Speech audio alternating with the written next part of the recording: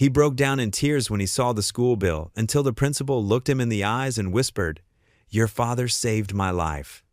But what she didn't tell him? His own past was about to come back to change everything. Before we get into the story, comment below where in the world you are watching from today. Jack Mercer slumped in his worn leather armchair, the only piece of furniture he'd kept from their old house. The evening light filtered weakly through the apartment's small window, casting long shadows across the cramped living room. His back ached from a long day of odd jobs, fixing Mrs. Henderson's leaky faucet, painting the Wilsons' fence, anything to make ends meet. But lately, it never seemed to be enough. The sound of footsteps in the hallway made him straighten up. Lily's key turned in the lock, and she pushed open the door, her backpack hanging heavily from one shoulder. Jack's heart lifted at the sight of her. She looked so much like her mother, with those same bright eyes and determined chin. "Hey, sweetheart," he called out, managing a smile. "How was school today?" Lily didn't answer right away. She stood in the doorway, clutching something in her hand, an envelope. Jack's smile faltered as he recognized the school's logo embossed on the corner. "Mrs. Watson gave this to me after class?" Lily said quietly, holding out the envelope. "She said it's important." Jack's hands felt heavy as he took it from her. The paper was thick and official-looking, the kind that never brought good news. He opened it carefully, aware of Lily's eyes on him as he unfolded the letter inside. The words seemed to leap off the page. "Final notice. Immediate payment required." Below that, a number that made his stomach clench. 3 months of unpaid tuition, plus late fees. The threat was clear. Pay now, or Lily would be expelled. Jack's throat tightened. He'd been juggling bills for months, robbing Peter to pay Paul, always hoping the next job would be the one to get them ahead. But this was too much.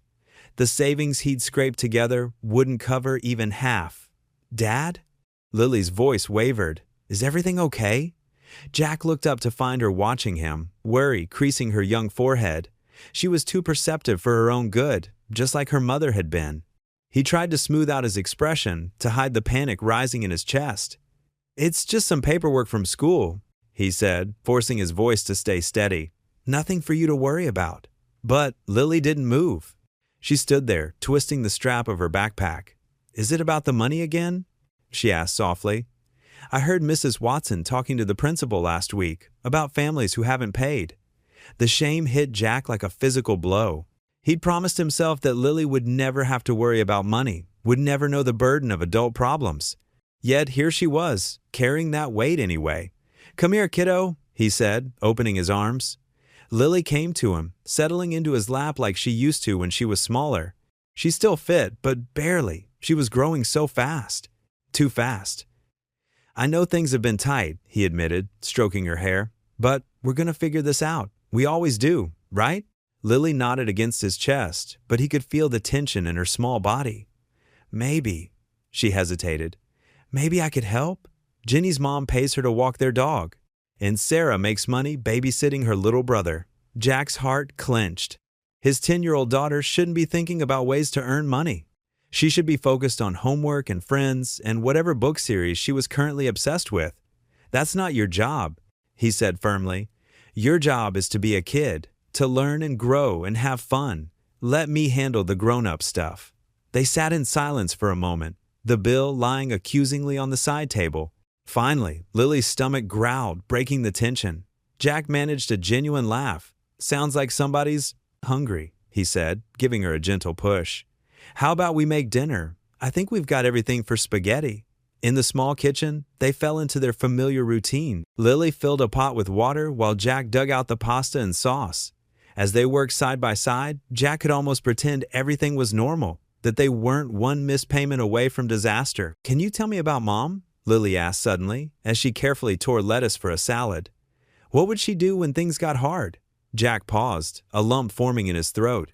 Sarah had always known exactly what to do in a crisis. She'd been the organized one, the planner, the one who could stretch a dollar until it screamed. "Your mom," he said slowly, "was the strongest person I've ever known. She never let anything keep her down for long. When things got tough, she'd say, 'We've got each other, and that's what matters most.'" Lily nodded solemnly. "That's what we've got too, right, Dad?" "That's right, sweetheart." Jack squeezed her shoulder, swallowing hard. "That's exactly right." They ate their simple dinner at the small kitchen table, Lily chattering about her day, the science test she aced, the funny thing that happened at recess. Jack tried to focus on her words, to be present in the moment, but his eyes kept straying to the bill sitting on the counter.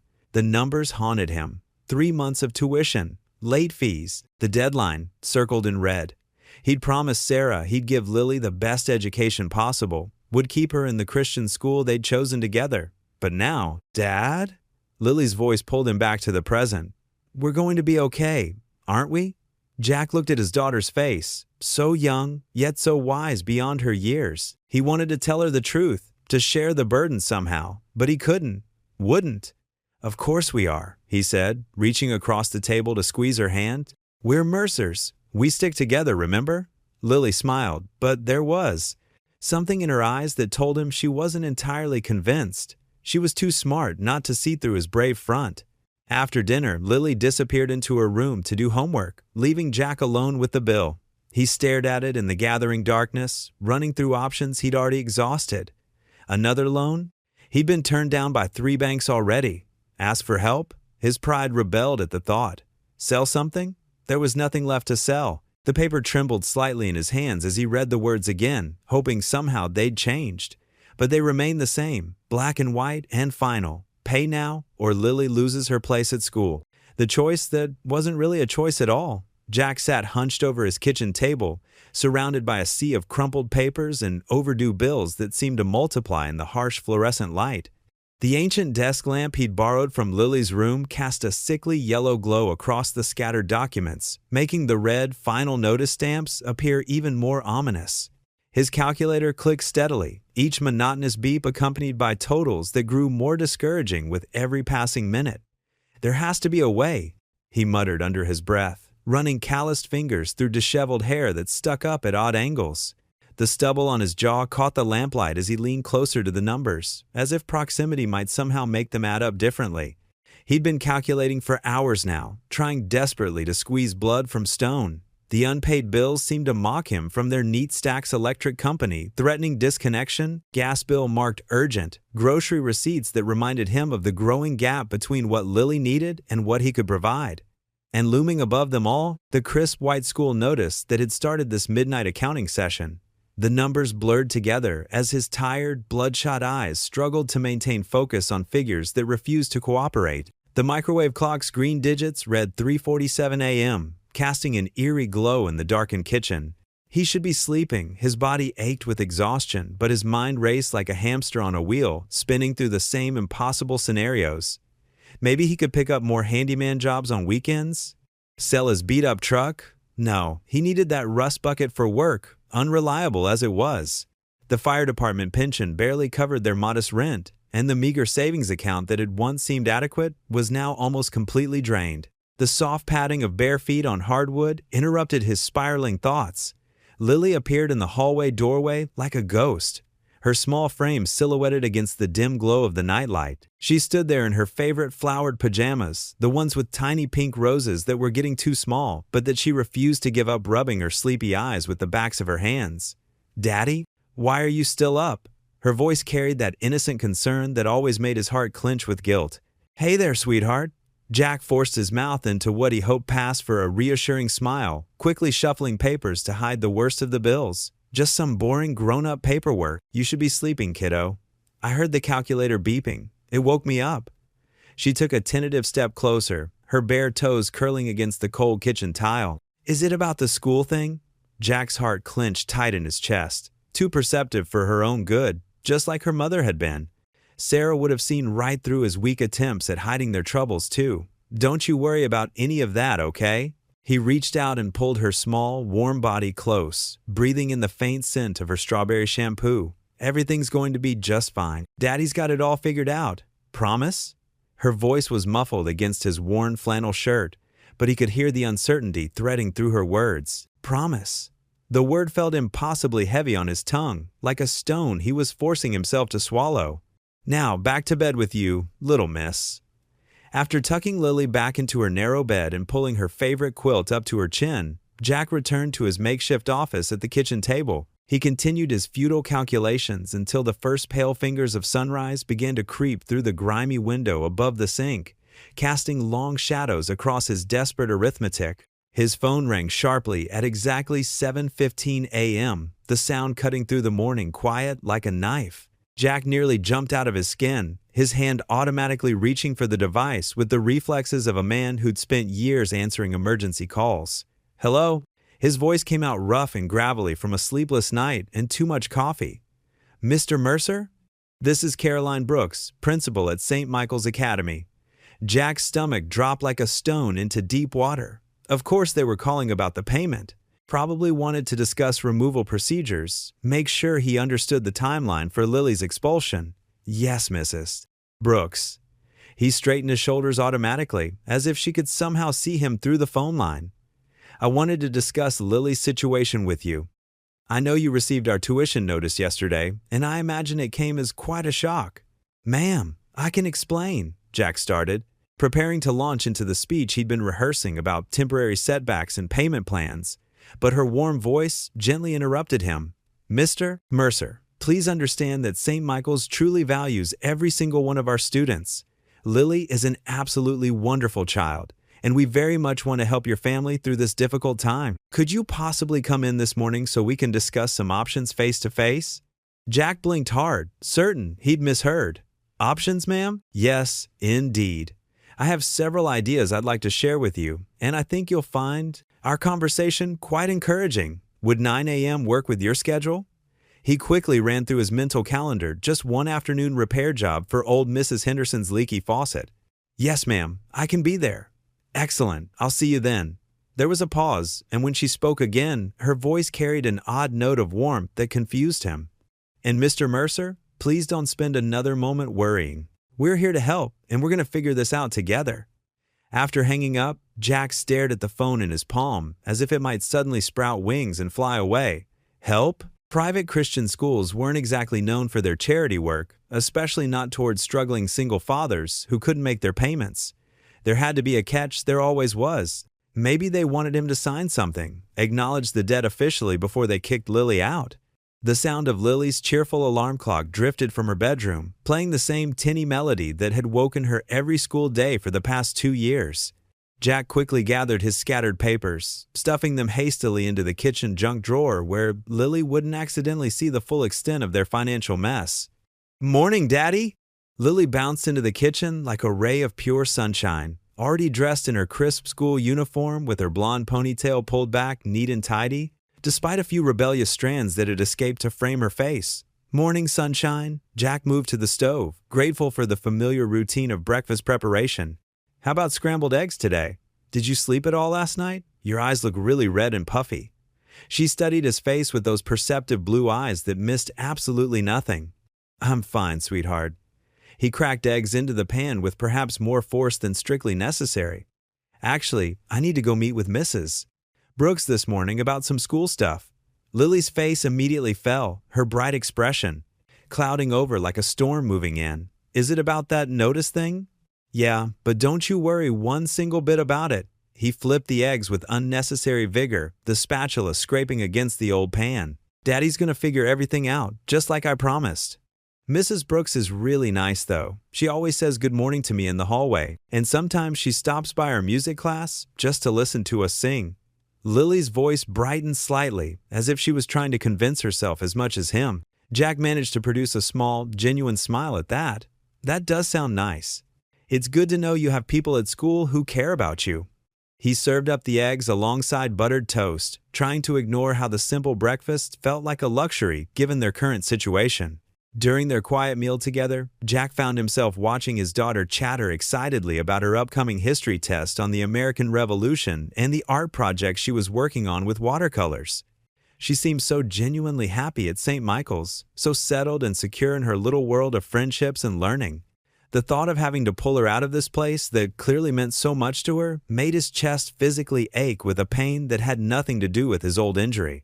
After dropping Lily off at the familiar brick building with its cheerful yellow doors, Jack spent several minutes in his truck, adjusting his only decent tie and trying to make himself look presentable. The school hallways were blissfully quiet now, the morning chaos of arrival having settled into the steady, purposeful hum of learning and progress. He paused outside Mrs. Brooks's office door, catching sight of his reflection in the glass panel.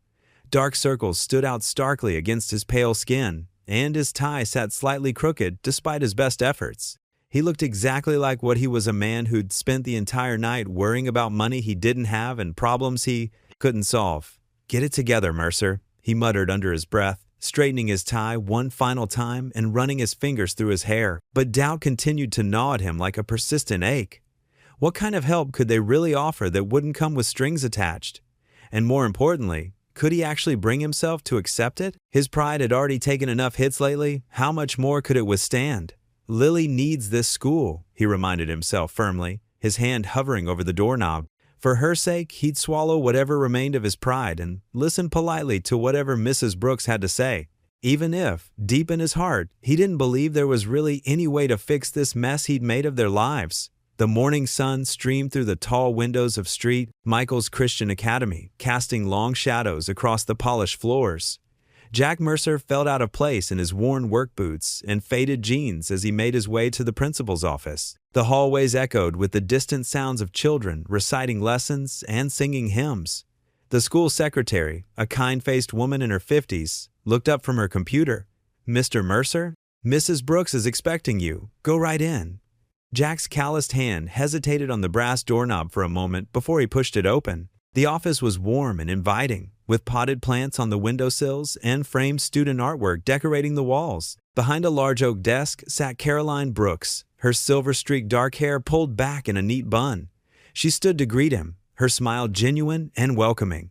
"Mr. Mercer, thank you for coming in this morning. Please, have a seat." She gestured to one of the comfortable chairs facing her desk. Jack lowered himself into the chair, his broad shoulders tense. "Mrs. Brooks, about Lily's tuition." She held up a hand, her expression gentle. "That's exactly why I asked you here today." She opened a folder on her desk, removing several papers. "I wanted to inform you personally that Lily's tuition has been paid in full for the remainder of the school year." Jack blinked, certain he had misheard. "I'm sorry, what?"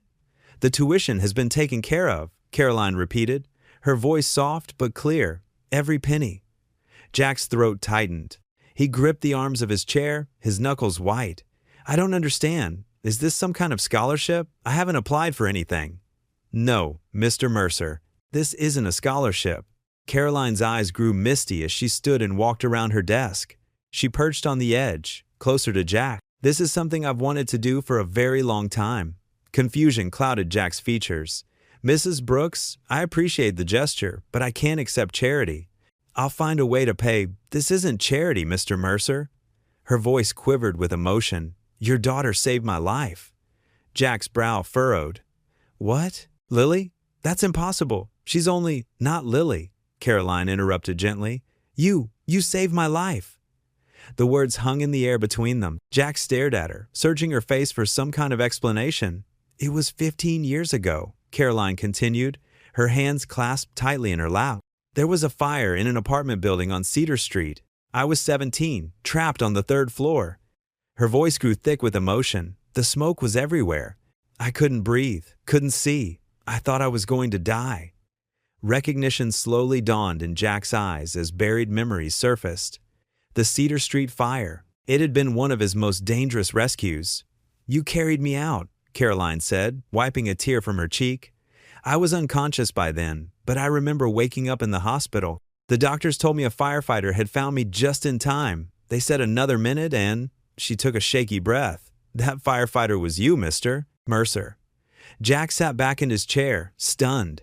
He remembered that night, the intense heat, the thick smoke, the terrified teenager he'd found huddled in a corner, but he'd never known what happened to her after the ambulance drove away.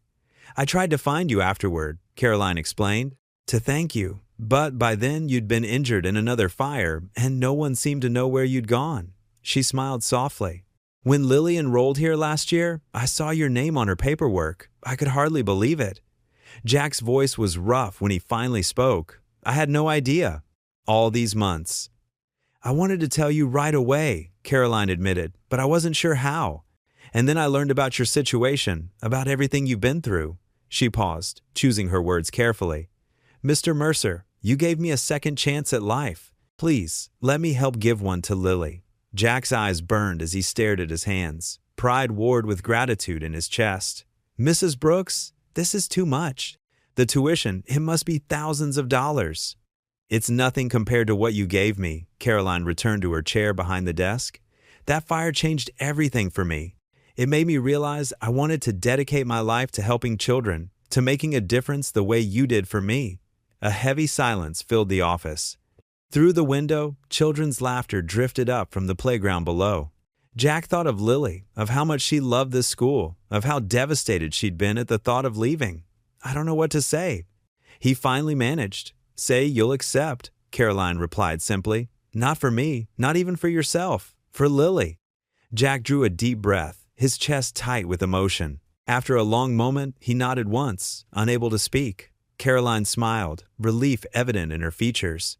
Thank you, Mr. Mercer. And there's something else I'd like to discuss. But Jack was already standing, overwhelmed by the morning's revelations. I'm sorry, I need some air.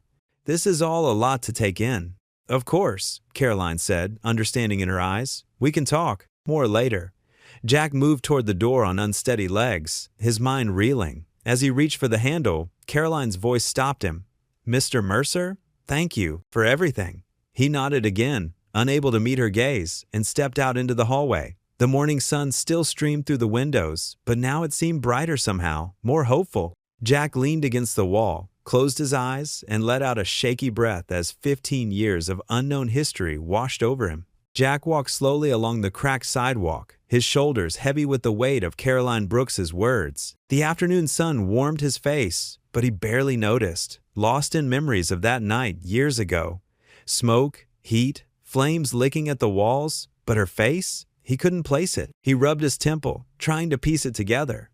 There had been so many rescues during his time as a firefighter, so many faces blurred by smoke and adrenaline. The particular fire Caroline mentioned had been especially chaotic.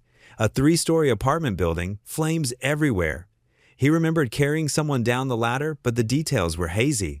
How could I not remember? He muttered to himself, kicking a small stone along the path. The guilt gnawed at him, not just about forgetting Caroline, but about everything. Here was someone who'd made something of herself after nearly dying, while he could barely keep his daughter in school.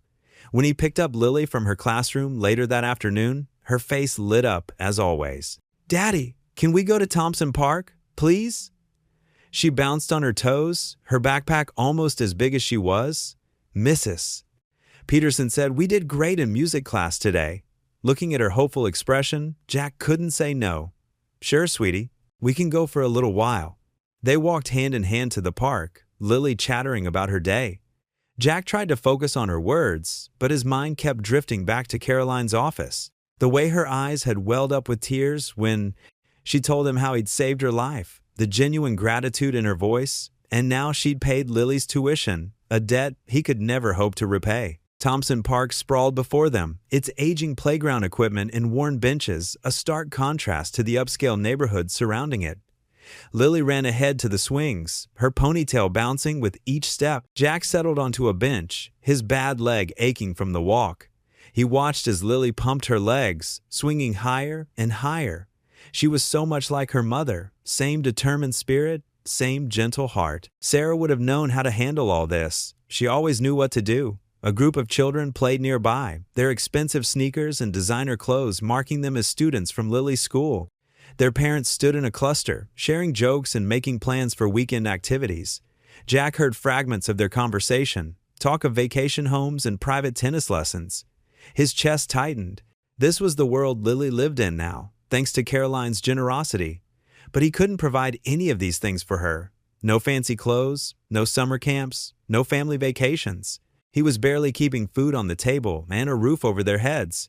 The setting sun painted the sky in shades of orange and pink, but the beautiful view only heightened Jack's melancholy. He watched as Lily abandoned her swing and approached the group of children. They welcomed her easily enough, but Jack noticed how she tugged self-consciously at her second-hand clothes.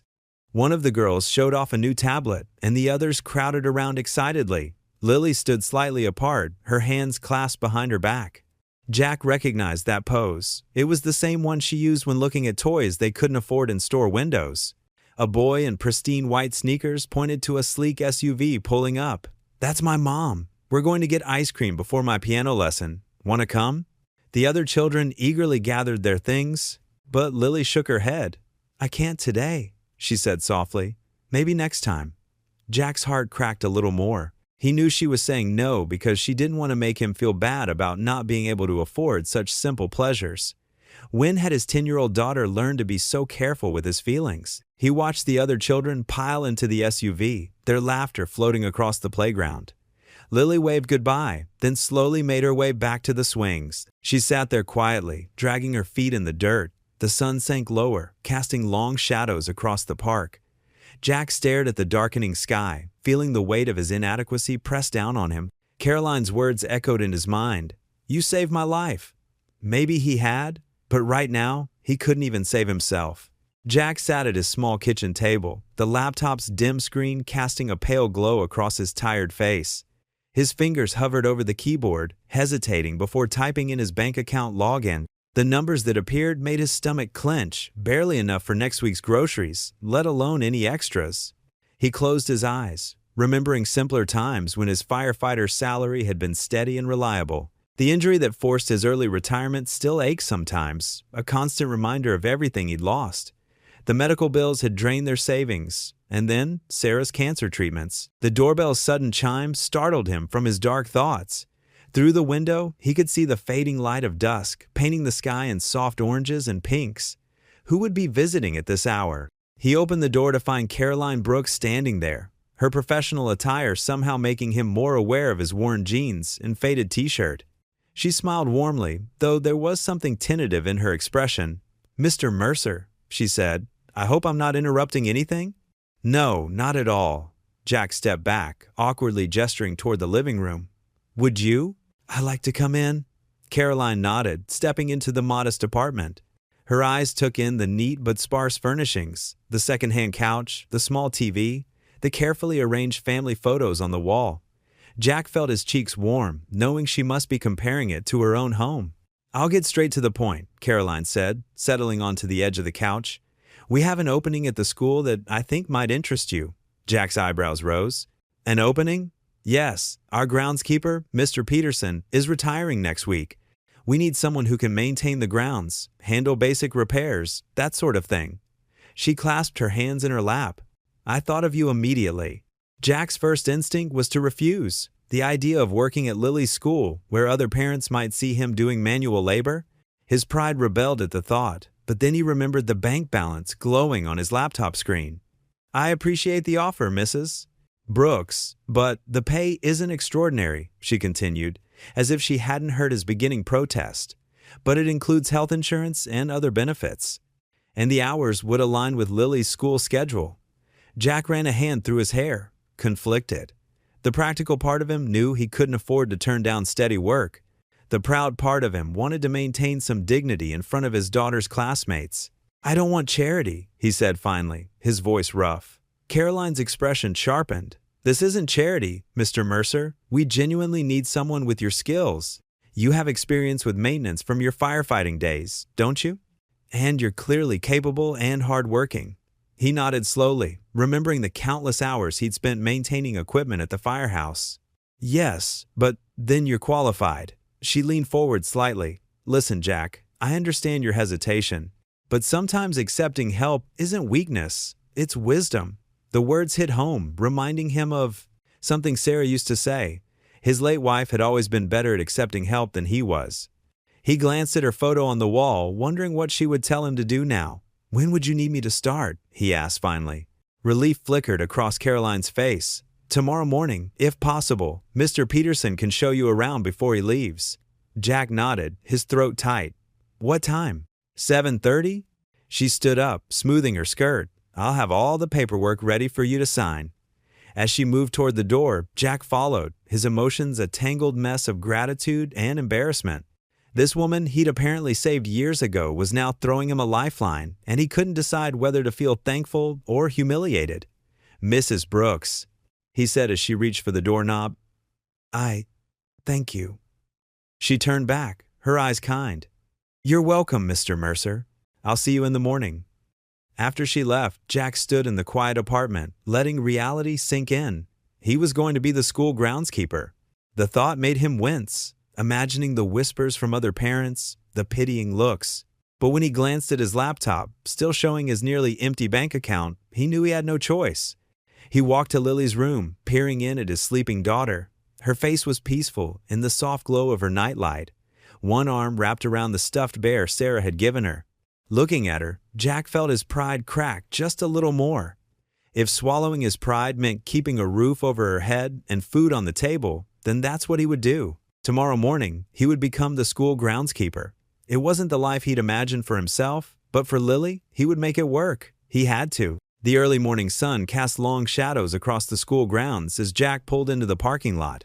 His old truck, with its faded paint and squeaky brakes, looked out of place among the shiny SUVs and luxury sedans. He parked in the far corner, away from the other vehicles, and took a deep breath. 7:25.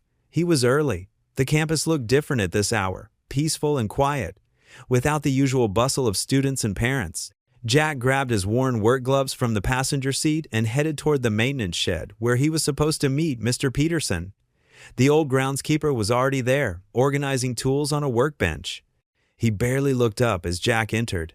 "You must be Mercer. Start by cleaning the gutters on the east wing. Ladders outside. No small talk, just straight to business." Jack appreciated that. The work was straightforward enough. Clearing leaves and debris from gutters, checking for damage, making minor repairs where needed. Physical labor felt good after months of scraping by on odd jobs. Up on the ladder, Jack could see across the school grounds, the neat playground, the basketball courts, and beyond them, a small garden area where splashes of color hinted at early spring flowers. As the morning wore on, parents began arriving with their children. Jack kept his head down, focusing on his work, but he could feel curious glances directed his way. A few whispers reached his ears. "That's Lily Mercer's father, and did you hear about?" He gripped the ladder tighter and pretended not to notice. By mid-morning, the sun had grown warmer. Jack had moved on to fixing a loose handrail near the kindergarten entrance when he noticed an elderly man working in the garden he'd seen earlier. The man wore old jeans and a faded military veteran's cap, methodically pulling weeds and talking softly to the plants as he worked. Jack finished with the handrail and moved on to his next task, replacing some worn weather stripping on the gymnasium doors. As he worked, he became aware of footsteps approaching. "Those doors can be tricky." A gentle voice said, "They've given me trouble more than once." Jack looked up to find the elderly gardener standing nearby, leaning slightly, on a wooden cane. Despite his weathered face, his eyes were bright and kind.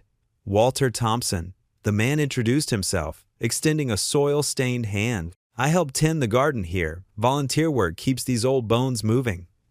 Jack shook his hand. Jack Mercer. "Ah, Lily's father." Walter's smile grew warmer. "She's quite the singer, your girl. I hear her practicing sometimes when she thinks no one's listening." Jack felt a flutter of pride, quickly followed by his usual worry. "She gets that from her mother." Walter nodded, settling himself on a nearby bench. "Lost my wife too, about 15 years ago now. Cancer's a cruel thing." The simple acknowledgement of shared pain made Jack's throat tighten. He focused on measuring the weather, stripping, trying to keep his hands steady. "You know," Walter continued, his voice thoughtful, "I lost everything once. Not just Martha, my job, my savings, my self-respect. Ended up living in my car for a while after I came back from Nam. Thought I'd never find my way back." Jack paused in his work, glancing at the older man. There was no pity in Walter's expression, just quiet understanding. "What changed?" Jack found himself asking. "Someone offered me a job I thought was beneath me." Walter chuckled softly. "Cleaning toilets at the VA hospital? I almost didn't take it. Pride's a heavy thing to carry when you're already weighed down." Jack's hands stilled on the doorframe. The parallel to his own situation wasn't lost on him. "But you took it," he said. "I did. And you know what? The morning air felt crisp as Jack walked across the school parking lot, his work boots crunching against the gravel. He carried his old leather lunchbox, the same one he'd used during his firefighting days. The familiar weight brought both comfort and a twinge of sadness. Parents were dropping off their children, expensive cars gleaming in the morning light. Jack kept his head down, focusing on reaching the maintenance shed where his day would begin. As he passed a group of well-dressed mothers, their conversation suddenly hushed. "That's him," one whispered, not quite quietly enough. "The new groundskeeper. I heard Mrs. Brooks hired him because his daughter couldn't afford. Another began before being shushed by her friend. Jack's shoulders tensed, but he kept walking. The words, "charity case," floated behind him, sharp as needles. His cheeks burned, but he refused to show it affected him. He'd faced burning buildings. He could face this. Inside the maintenance shed, Jack busied himself with the day's tasks. The lawn needed mowing, the hedges needed trimming, and several classroom windows needed cleaning. Physical work? This he understood. This he could handle. Throughout the morning, he caught glimpses of Lily during recess. She was different here, more alive somehow. He watched from a distance as she participated in class discussions through the windows, her hand shooting up eagerly. During lunch break, she sat with a small group of girls, sharing laughs over their sandwiches. Mrs. Brooks appeared beside him as he worked on fixing a broken swing. "Your daughter has quite a gift for literature," she said warmly. Her interpretation of Bridge to Terabithia brought tears to my eyes. Jack's chest swelled with pride, even as another parent walking past gave him a look that made him feel 2 inches tall. "She gets that from her mother," he managed, tightening a bolt with perhaps more force than necessary. "We're starting a special creative writing program," Caroline continued. "I'd love for Lily to join. She has such a beautiful way with words." Before Jack could respond, 2 mothers walked past, their designer handbags swinging. One glanced at him and whispered to her friend, "I suppose we have to accept everyone these days. The school standards." Caroline's face darkened, but Jack shook his head slightly. "Don't," he said quietly. "Please, it'll only make it worse." The rest of the men? They passed in a blur of manual labor and stolen moments watching Lily thrive. He saw her in the library with Mrs. Brooks, their heads bent over a book together. He glimpsed her in music class, singing with pure joy. Each sight filled him with equal measures of pride and pain. The whispers continued. In the afternoon, as he cleaned the windows of the teacher's lounge, he overheard a group of parents discussing the upcoming charity fundraiser. "Well, now we know where our donations are going," one said with a laugh. "To subsidize the pity projects." Jack's hand tightened on the squeegee until his knuckles turned white. He thought of Lily's smile that morning, of how she'd hugged him before running to class. "Keep going," he told himself. For her. When the final bell rang, Jack waited by the maintenance shed until most of the other parents had left. Lily bounded up to him, her backpack bouncing, her face glowing with excitement. "Daddy, Mrs. Brooks says I can join the writing club. And guess what? We're studying poetry next week, and she thinks I might be good at it." Jack forced a smile, pushing aside the day's hurts. "That's wonderful, sweetheart. Your mom would be so proud." The drive home was quiet, Lily humming softly to herself as she reviewed her homework. Their small apartment felt especially modest after spending the day at the prestigious school, but Jack had always worked to make it feel like home. They sat at their small kitchen table, sharing a simple dinner of spaghetti and meatballs. The sauce came from a jar, not homemade like the meals the other parents probably served, but Lily didn't seem to mind. "Are you happy at school, sweetie?" Jack asked, twirling pasta around his fork. Lily nodded enthusiastically. "Mrs. Brooks let me borrow extra books from the library, and Sarah invited me to her study group." Jack watched his daughter's animated face as she chatted about her day. The whispers and judgmental glances seemed to fade slightly in the warm light of their kitchen, in the face of her innocent joy. "Everything's going to be okay," he said, reaching across to squeeze her hand. "We're going to be just fine." Lily squeezed back, her small fingers warm against his calloused palm. "I know, Daddy." "We always are when we're together."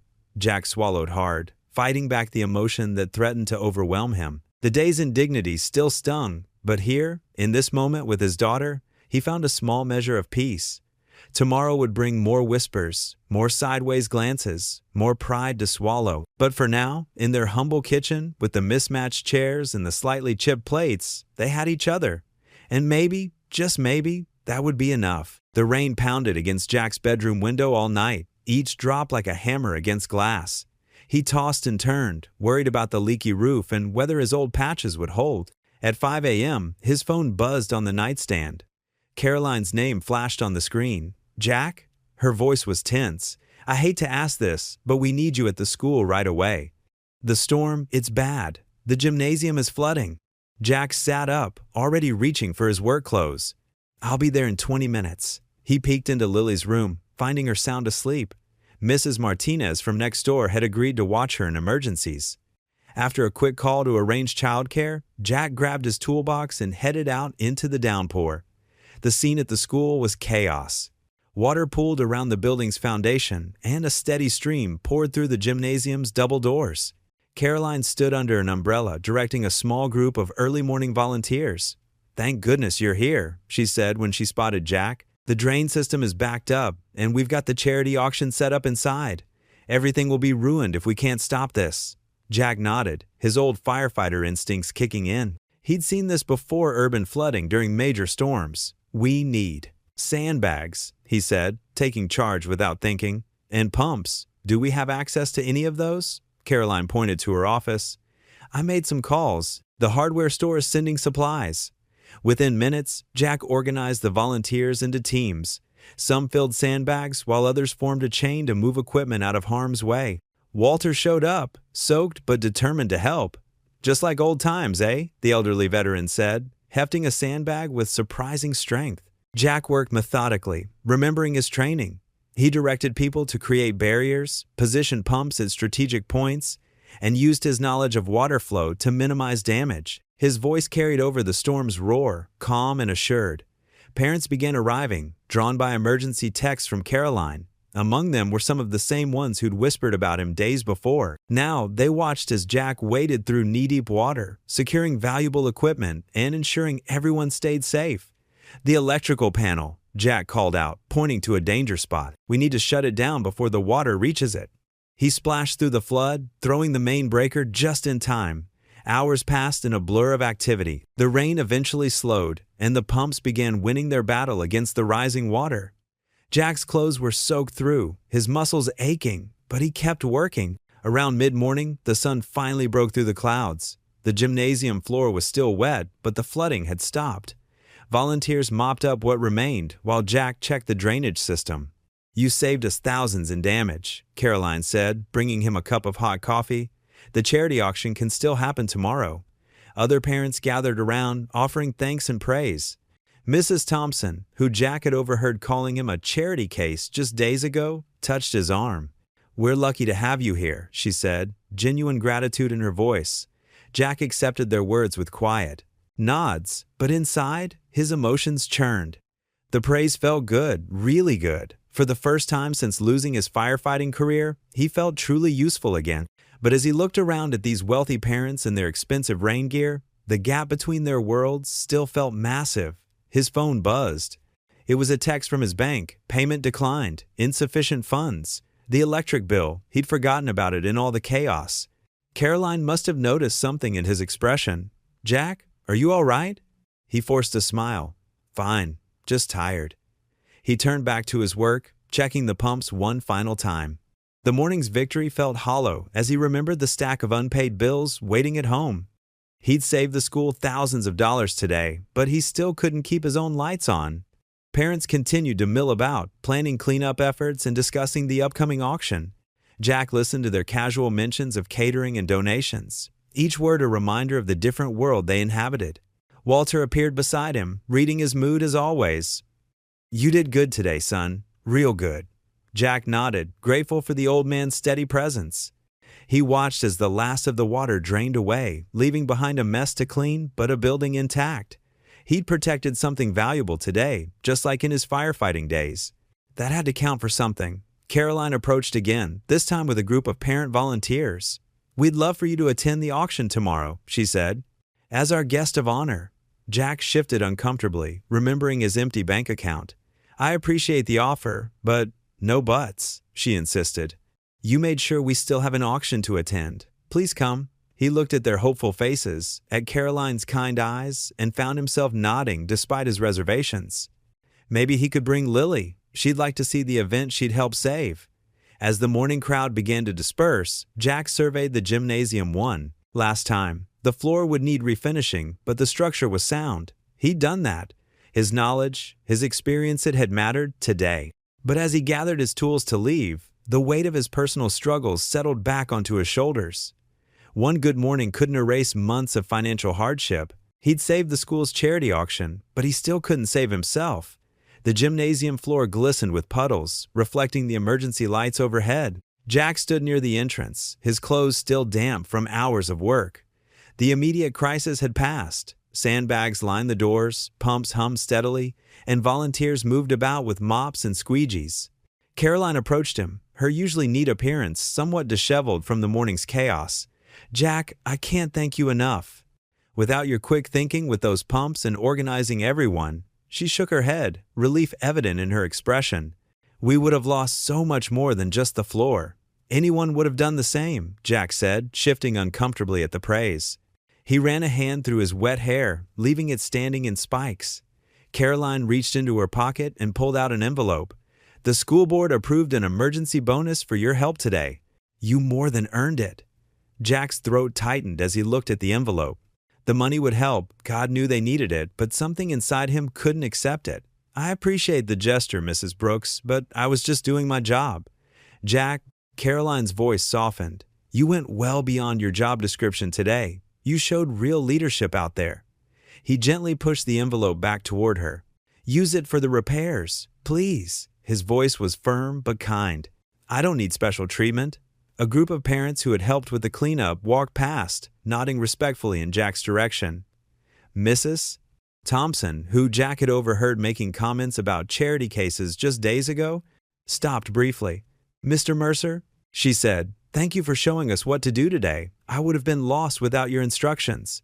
Jack nodded, surprised by the genuine warmth in her voice. As the parents left, he noticed a shift in how they looked at him, not with pity or judgment, but with something that felt more like respect. Throughout the day, more people approached him for advice about dealing with water damage in their own homes. Jack found himself explaining simple maintenance tips, drawing from his years of experience. It felt good to be useful, to share knowledge that others valued. During lunch break, Walter appeared with 2 thermoses of hot coffee. The elderly gardener's eyes twinkled as he handed one to Jack. They sat together on a dry patch of concrete outside the gymnasium. "You're making quite a name for yourself," Walter observed, blowing steam from his coffee. Jack stared into his thermos. "I'm just trying to do right by Lily, keep her in school. Sometimes doing right by others means letting them do right by you too," Walter said quietly. "Pride's a funny thing, can hold you up or hold you back." The afternoon passed quickly as Jack supervised the final cleanup efforts. Parents who had previously avoided eye contact now engaged him in conversation. Their children waved to him as they passed, and a few even stopped to tell him how much they liked having Lily in their class. When the workday finally ended, Jack's muscles ached, but it was a good kind of tired, the kind that came from honest work and making a difference. He gathered his things from the maintenance closet, surprised to find a few thank you notes tucked under his jacket. At home, Lily sat at their small kitchen table, homework spread out before her. Her face lit up when Jack walked in. "Daddy, is it true you saved the gym today?" Jack smiled, hanging up his still damp jacket. "I just helped out where I could, sweetheart. How was your day?" Lily bounced in her chair, eager to share. "It was amazing. Miss Wilson let me help lead the reading group today, and during music class, she said, I have a really good voice." Her eyes shone with excitement. "She's so nice to me, Daddy. She never makes me feel different from the other kids." Jack's heart swelled as he listened to his daughter chatter about her day. He began preparing their simple dinner, mac and cheese with hot dogs, while Lily continued her story. "And Mrs. Brooks came to our class today?" Lily added, organizing her papers. "She asked me to sing a solo at the upcoming school assembly. Can I do it, Daddy? Please?" Jack paused, wooden spoon in hand. "Of course you can, sweetheart, if that's what you want." "It is," Lily beamed. "Mrs. Brooks said, I have a special gift. She says everyone has something special to share with others." She looked thoughtful for a moment. "Just like you shared your special firefighter knowledge today to help save the school." Jack felt a lump form in his throat. He turned back to the stove, stirring the pasta with more focus than necessary. Despite their struggles, despite everything they'd lost, his daughter was happy here. She was thriving. Maybe accepting help wasn't just about him after all.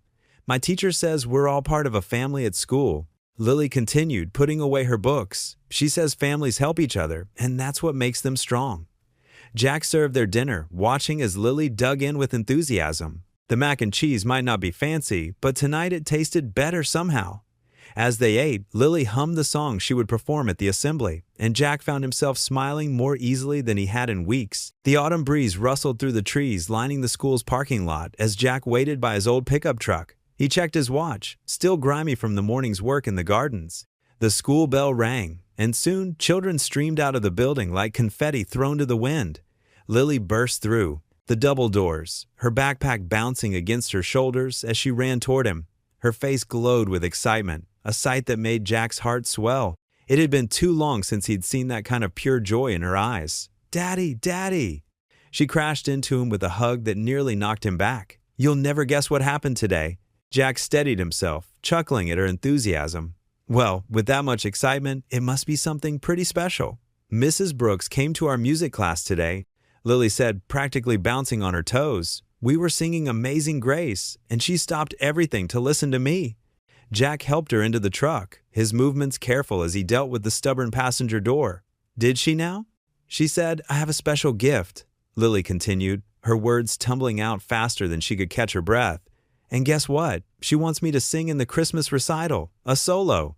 Jack slid behind the wheel, his hand pausing on the key. A solo performance meant spotlight, attention, things they'd been trying to avoid since their financial struggles began. That's quite an honor, sweetheart. Mrs. Brooks is waiting to talk to you about it," Lily added, her eyes pleading. "Please, can we go see her? Please?" Jack glanced at his watch again.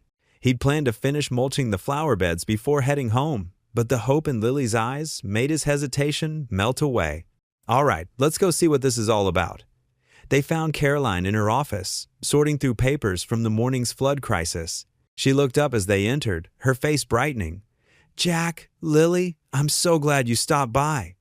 "Lily tells me you have something in mind for her," Jack said, trying to keep his tone neutral despite his concerns. Caroline set aside her papers and gestured for them to sit. "Your daughter has an extraordinary gift, Jack. I was absolutely stunned when I heard her sing today. It's not just her voice, though. That's remarkable. It's the way she connects with the music, the emotion she brings to every note." Lily sat straighter in her chair, beaming with pride. Jack felt a familiar ache in his chest, the same one he got whenever someone praised his daughter, pride mixed with fear that he couldn't provide what she needed to nurture her talents. "The Christmas recital is our biggest event of the year," Caroline continued. "We raise money for our scholarship fund, and it brings the whole community together. I believe Lily could be the highlight of the show." Jack shifted uncomfortably in his chair. "That's a lot of pressure for a 10-year-old. "Daddy, I want to do it," Lily interjected. "I love singing. Mom always said I should share my voice."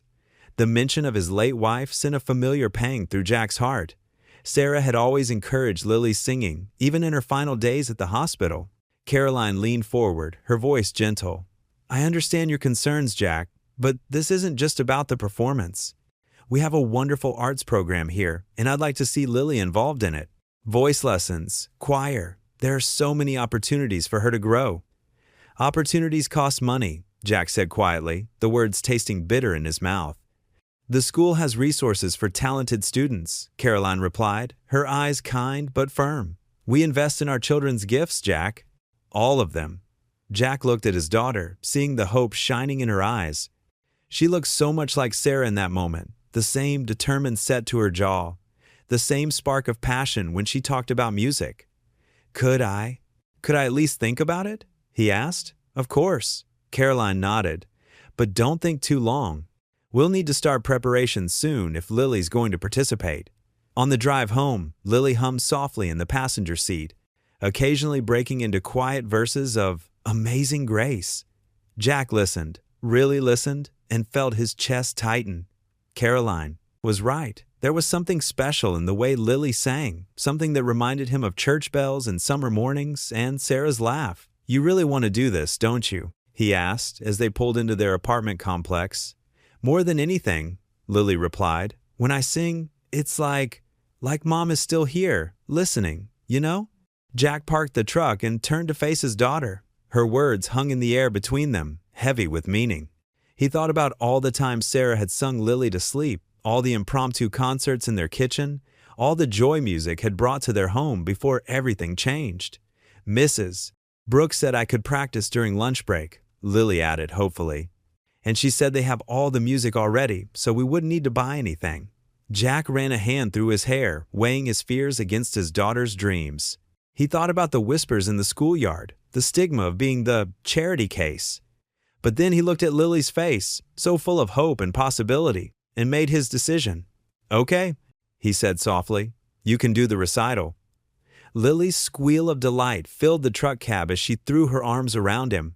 "Thank you, thank you, thank you." As they walked up to their apartment, Jack watched Lily skip ahead, already practicing her scales. His heart felt both lighter and heavier, proud of her courage, worried about what lay ahead, and grateful that, despite everything, his little girl could still find joy in something as pure as singing. Tomorrow, he'd talk to Caroline about the details, about making sure Lily wouldn't feel overwhelmed or exposed. But for now, he let himself enjoy the sound of his daughter's voice floating back to him on the evening air, carrying notes of hope and possibility. The envelope had an official bank logo in the corner. Jack's hands trembled as he pulled out the letter. He'd been dreading this moment for months, hoping somehow things would turn around before it came to this. The words "Notice of Foreclosure" jumped off the page, making his stomach twist into knots. He sank into his worn armchair, the same one where he used to read bedtime stories to Lily. The payment he'd missed last month had been the final straw. 3 months behind now, the bank wasn't willing to wait any longer. 30 days. That's all they had left in their home if he couldn't come up with the money. Jack ran his calloused hands through his hair, fighting back tears of frustration. The walls of the small living room seemed to close in around him. The next morning at school, Jack threw himself into his work with desperate energy. He trimmed hedges with sharp, angry movements, as if he could somehow cut away his problems along with the excess branches. "Something troubling you, son?" Walter's gentle voice broke through Jack's thoughts. The elderly veteran stood nearby, leaning on his garden rake, his kind eyes filled with concern. Jack straightened up, wiping sweat from his forehead. He hadn't planned to tell anyone, but something in Walter's weathered face made the words spill out. "Got the foreclosure notice yesterday," Jack admitted, his voice rough. 30 days to come up with 3 months of payments, or we lose the house." He stabbed the hedge trimmer into the ground. "I've tried everything. Extra jobs, cutting expenses. I just can't catch up." Walter nodded slowly, setting his rake aside. He gestured to a nearby bench. "Let's sit a spell."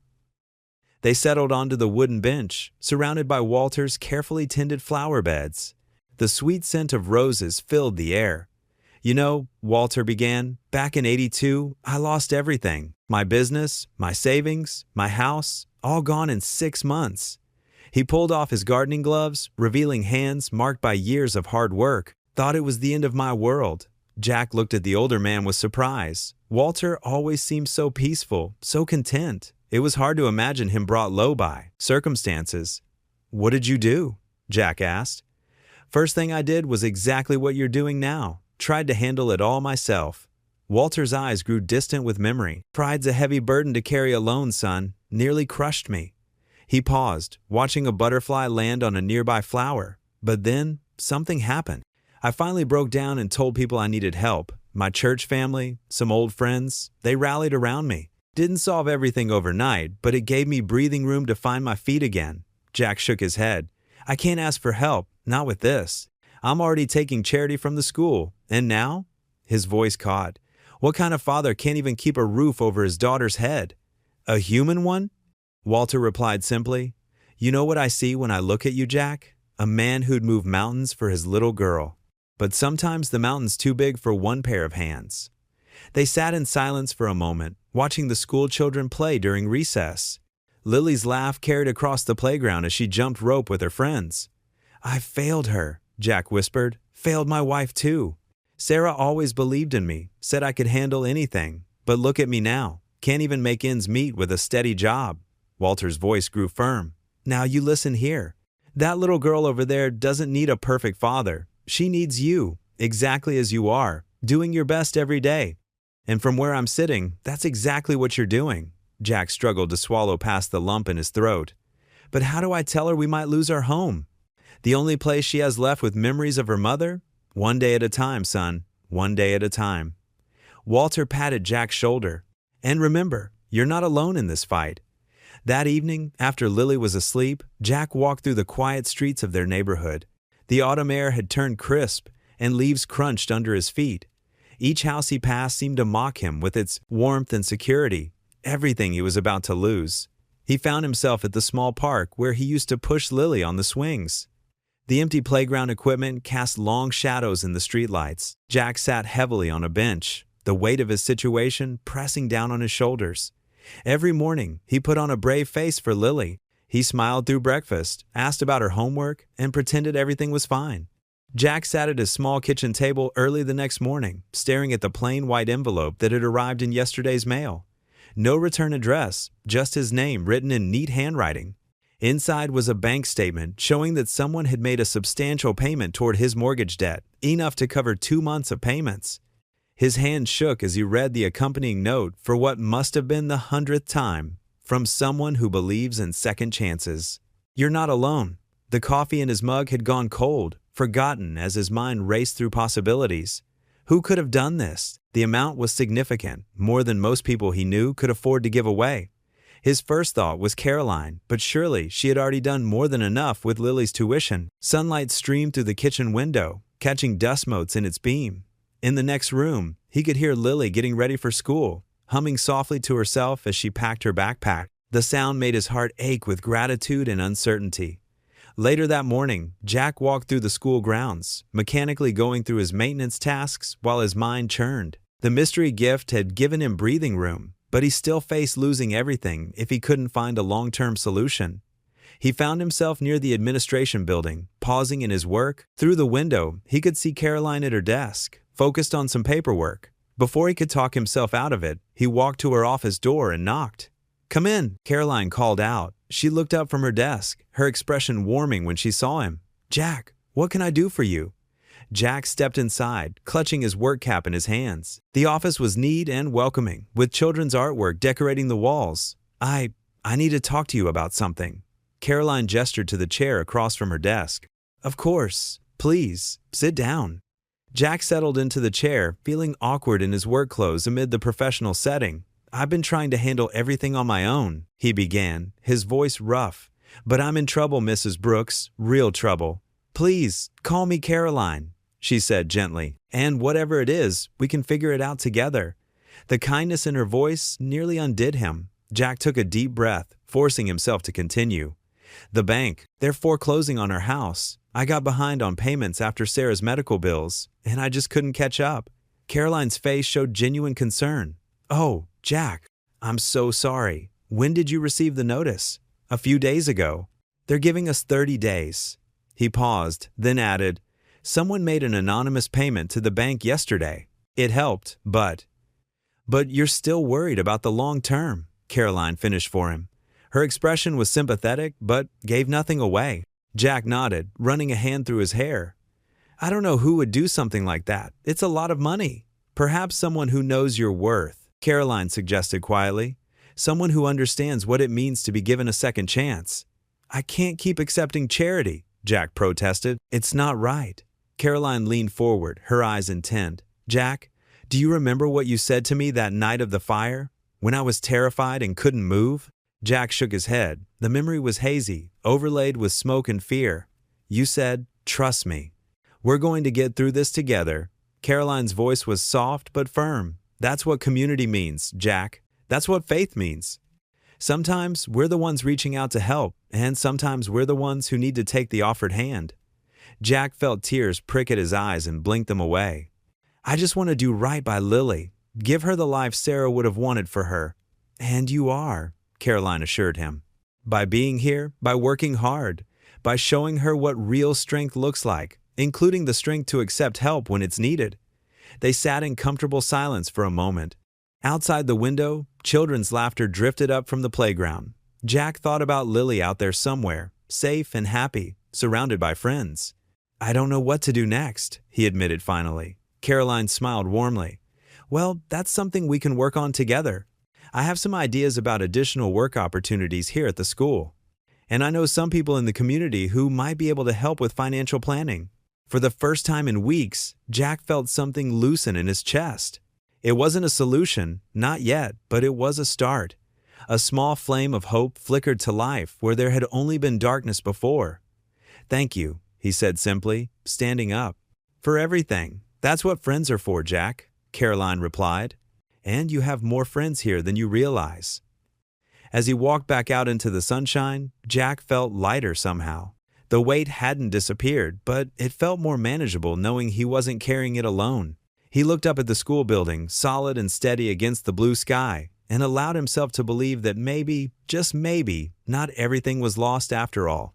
The wooden pews of the school auditorium creaked softly as Jack shifted in his seat. His collar felt too tight, and his palms were sweaty despite the cool air conditioning. He'd polished his old dress shoes until they gleamed and borrowed a tie from Walter for the occasion. The maroon fabric felt foreign against his throat, but tonight was special. Tonight was Lily's night. Parents and teachers filtered into the rows around him, their quiet chatter filling the space. Jack noticed a few familiar faces from his groundskeeping duties. Some offered polite nods, others warm smiles. The whispers of Charity Case seemed distant now, replaced by something that felt more like acceptance. Caroline Brooks appeared at his side, elegant in a navy dress. "May I?" she asked, gesturing to the empty seat beside him. Jack nodded, grateful for the familiar presence. "Thanks for everything you've done for Lily," he said softly. "The extra music lessons, the encouragement. She's a special girl, Jack. She reminds me so much of myself at that age." Caroline's eyes grew distant for a moment. Sometimes the greatest gifts come from the most unexpected places. The lights dimmed, and a hush fell over the audience. One by one, students took the stage, some playing instruments, others reciting poetry. Jack barely heard them. His heart thundered in his chest as he waited for Lily. When she finally stepped into the spotlight, Jack's breath caught in his throat. She wore a simple white dress that Caroline had helped pick out. Her dark hair pulled back with a ribbon, she looked so much like her mother that it made his chest ache. Lily's hands were clasped in front of her, but Jack could see no trace of nerves in her stance. She'd always been braver than him that way. The piano introduction began, soft and reverent, and Jack found himself holding his breath. Then Lily began to sing. Amazing Grace, how sweet the sound. Her voice filled the auditorium, clear and pure as morning light. Jack had heard her practice countless times in their small apartment, but this was different. This was his daughter stepping into her own light, sharing her gift with the world. That saved a wretch like me. Tears welled in Jack's eyes as memories flooded back, teaching Lily to ride a bike, reading bedtime stories, holding her through nightmares after her mother passed. Through all the hardships, all the doubts, his daughter had somehow held on to this beautiful light inside her. I once was lost, but now am found. In the gentle swell of the music, Jack felt something shift inside him. The weight of failure, of constant worry, seemed to lift slightly from his shoulders. He thought of all the times he'd felt lost these past few years. Lost without his wife, lost without his career, lost in the struggle to provide for his daughter. Was blind, but now I see. Caroline reached over and squeezed his hand briefly. When Jack glanced at her, he saw tears in her eyes too. Around him, the audience sat transfixed, many dabbing at their eyes or simply sitting in reverent silence. Lily's voice soared through the verses, each note carrying hope and healing. Jack watched as his daughter, this amazing girl who'd been through so much, touched hearts with nothing but her voice and her spirit. As the final notes faded away, there was a moment of perfect silence. Then the audience erupted in applause. Jack stood, his heart so full it felt like it might burst. Lily's face broke into a radiant smile as she curtsied, her eyes finding his in the crowd. In that moment, watching his daughter beam with joy and pride, Jack felt something he hadn't experienced in years: peace. Not the temporary relief of a bill paid or a crisis averted, but real, soul-deep peace. Whatever challenges lay ahead, they would face them together. Lily stepped off the stage to continued applause, practically floating as she made her way to where Jack sat. He opened his arms, and she flew into them, burying her face in his shoulder. "Did I do okay, Daddy?" she whispered. Jack hugged her tighter, his voice rough with emotion. "You were perfect, sweetheart. Absolutely perfect." The morning sun filtered through the blinds of Caroline Brooks's office, casting thin stripes of light across her oak desk. Jack sat in the familiar chair across from her, his work-worn hands folded in his lap. The smell of fresh coffee wafted from the mug Caroline had insisted on pouring for him, but he hadn't touched it yet. "Jack, I wanted to discuss something important with you," Caroline began, her voice warm but professional. She adjusted her reading glasses and pulled out a folder. "The school is planning our annual fundraising event for underprivileged children. It's one of our biggest events of the year." Jack nodded, wondering why she'd called him in. His job was maintaining the grounds, not planning fancy events. Given how well you handled the flood crisis in the gymnasium, I'd like you to help with the logistics of the event. Caroline continued, We need someone who can coordinate the setup, manage the equipment, and ensure everything runs smoothly. Jack's throat tightened. He'd been happy to help during the flood. That was different. That was an emergency. This felt like charity wrapped in responsibility, and his pride bristled at the thought. Mrs. Brooks? He started, his voice rough. I appreciate the offer, but I'm just the groundskeeper. Surely there are others more qualified.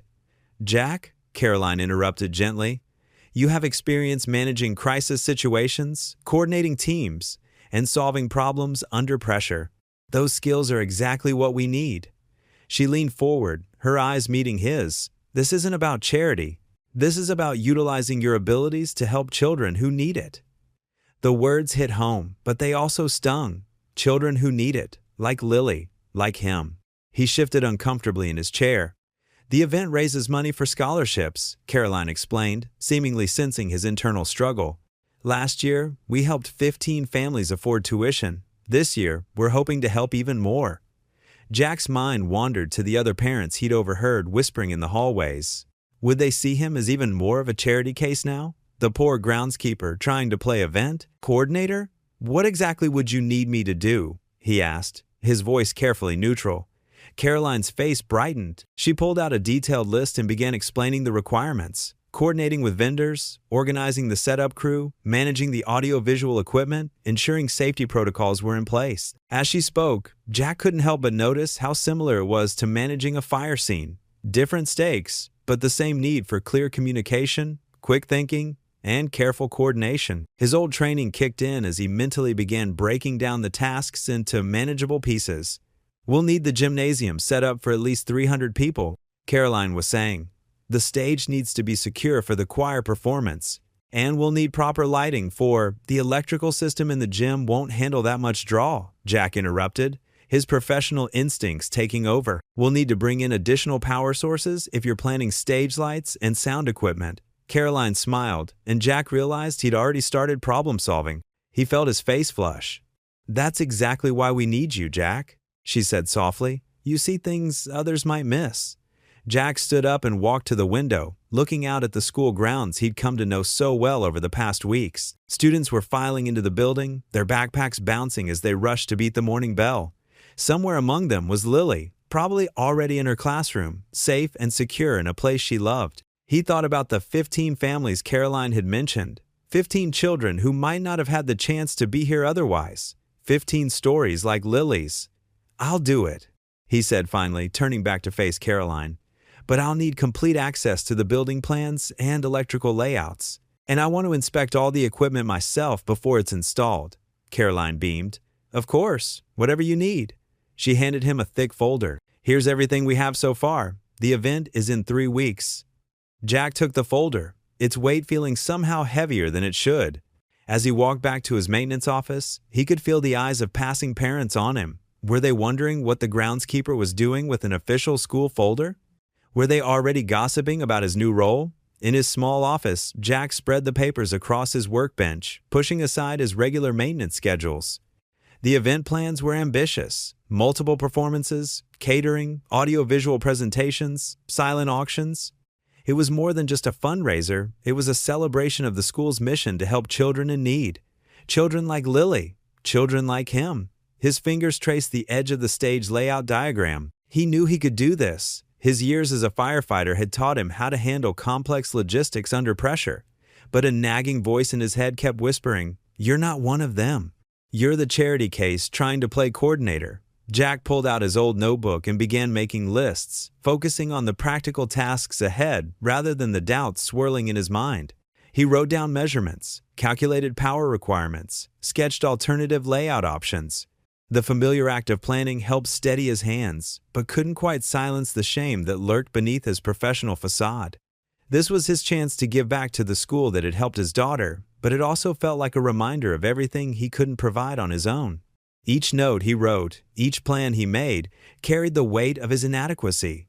As the morning bell rang, Jack looked up from his work. Through his small window, he could see parents leaving in their expensive cars, heading off to their successful careers.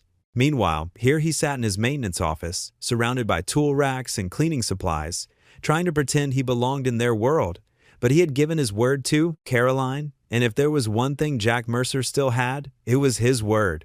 He would make this event work, even if every moment reminded him of his own failures. He owed it to Lily. He owed it to the 15 families who might get the same chance his daughter had been given. Jack picked up his pen and continued planning, pushing his pride aside one more time for the greater good. The school gymnasium buzzed with activity as volunteers scurried about, carrying boxes and setting up tables under Jack's careful direction. Morning light streamed through the high windows, catching dust motes that danced in the air. Jack stood near the entrance, clipboard in hand, checking off items from his meticulously prepared list. The banner needs to go higher on the left side. He called out to 2 volunteers struggling with a large welcome sign. "Here, let me help." He handed his clipboard to a nearby parent and strode over, his experience evident in his confident movements. The familiar weight of responsibility settled on his shoulders, but this time it felt different, lighter somehow. This wasn't the crushing burden of unpaid bills or the gnawing worry about Lily's future. This was the kind of pressure he knew how to handle, the kind that reminded him of his firefighting days when people counted on him to take charge. "Mr. Mercer!" A young mother approached him with an armful of decorations. "Where should we set up the silent auction items?" Jack pointed to the far wall. "Along that side, please. We'll want to leave plenty of space for people to walk around and view everything." His voice carried the same steady authority he'd used during emergency situations, and people responded to it instinctively. Walter appeared at his side, pushing a cart loaded with potted plants from his garden. "Looking good, son," he said with an approving nod. "You've got everyone working like a well-oiled machine." Jack allowed himself a small smile. "Just trying to keep things organized." He glanced at his watch. 2 hours until the doors open. The gymnasium slowly transformed under Jack's supervision. Tables draped in white cloths formed neat rows, each one decorated with Walter's flowers. The stage stood ready for the evening's performances, including Lily's solo. Auction items were artfully arranged, and the refreshment area was stocked and spotless. Parents and teachers filtered in and out, following Jack's instructions without question. Even those who had once whispered about him being a charity case now sought his guidance, their earlier judgment forgotten in the face of his quiet competence. Caroline appeared periodically, watching from the sidelines with quiet satisfaction. She caught Jack's eye once and gave him a knowing smile, but she let him work without interference. This was his moment to shine, and she knew it. As the opening time approached, Jack gathered all the volunteers for a final briefing. "Remember your stations," he said, his voice clear and steady. "The silent auction tables need constant monitoring. Refreshments should be replenished before they run low. And most importantly," he paused, making eye contact with each person, "make our guests feel welcome. That's what tonight is all about." The doors opened exactly on time. People began streaming in, their excited chatter filling the space. Jack stationed himself near the entrance, greeting guests and directing them to various activities. He kept one eye on the overall operation, ready to step in if needed, but his careful planning paid off. Everything ran smoothly. The silent auction tables drew crowds. Children laughed as they played carnival-style games in one corner. The refreshment area stayed busy but organized. Even when a small punch spill threatened to become a crisis, Jack was there within seconds, directing the cleanup with calm efficiency. Through it all, he caught glimpses of Lily helping at the children's game station, her face glowing with pride as she worked alongside her classmates. She was no longer the scholarship student or the charity case. She was just another kid doing her part to help. Midway through the evening, the entertainment portion began. Various students performed, leading up to Lily's solo. Jack's heart swelled as he watched her take the stage, poised and confident. Her voice soared through amazing grace, and for a moment, the entire gymnasium fell silent in appreciation. As the evening wound down, Jack began coordinating the cleanup with the same precision he'd shown during setup. Volunteers moved efficiently, following his lead without question. The gymnasium slowly returned to order, though now it held the echo of success instead of the morning's nervous energy. While directing the last of the cleanup crews, Jack felt a gentle touch on his arm. He turned to find Caroline standing beside him, her eyes bright with emotion. "Jack," she said softly, drawing him slightly aside from the bustling activity, "I need to thank you." He shook his head, uncomfortable with praise. "I just did what needed to be done." "No." Caroline's voice was firm but gentle. This event wouldn't have succeeded without you. Your leadership, your attention to detail, your way with people, you made this happen. Jack stood silent for a moment, letting her words sink in. For the first time in years, he felt a familiar sensation, the quiet satisfaction of a job well done, the knowledge that his efforts had made a real difference. It wasn't the adrenaline rush of running into a burning building, but it was something equally meaningful. The school raised more tonight than we have in any previous fundraiser, Caroline continued. That means more scholarships, more opportunities for children who need them. You did that, Jack. He looked around the gymnasium, taking in the nearly complete cleanup, the tired but satisfied volunteers, the evidence of a successful evening. Something tight in his chest began to loosen. A knot of self-doubt that had been there so long he'd almost forgotten what it felt like to be without it. Thank you, he said simply, meaning it for more than just her words of praise. Caroline smiled, understanding in her eyes. No, Jack. Thank you. Jack's footsteps echoed in the empty stairwell of their apartment building as he climbed the steps, his body heavy with exhaustion from the long day. The fundraiser had been a remarkable success. Parents and community members had opened their hearts and wallets to help struggling families. Yet, despite the triumph, a nagging worry gnawed at his gut. He pulled out his keys, the metal catching the dim hallway light. The lock clicked, and he pushed open the door to find Lily curled up on their worn couch, a book open in her lap. Her face brightened at his arrival. "Daddy, how did it go?" She bounced up, her long brown hair swaying with the movement. "It went great, sweetie." Jack managed a smile, shrugging off his jacket. "Mrs. Brooks said we raised more money than expected." "That's awesome." Lily hugged him tight around the waist. "I knew you could do it." Jack's heart squeezed at her unwavering faith in him. "Thanks, Princess. Have you had dinner?" "Uh-huh. Mrs. Martinez from next door brought over some enchiladas." She pointed to a covered plate in the kitchen. "I saved you some."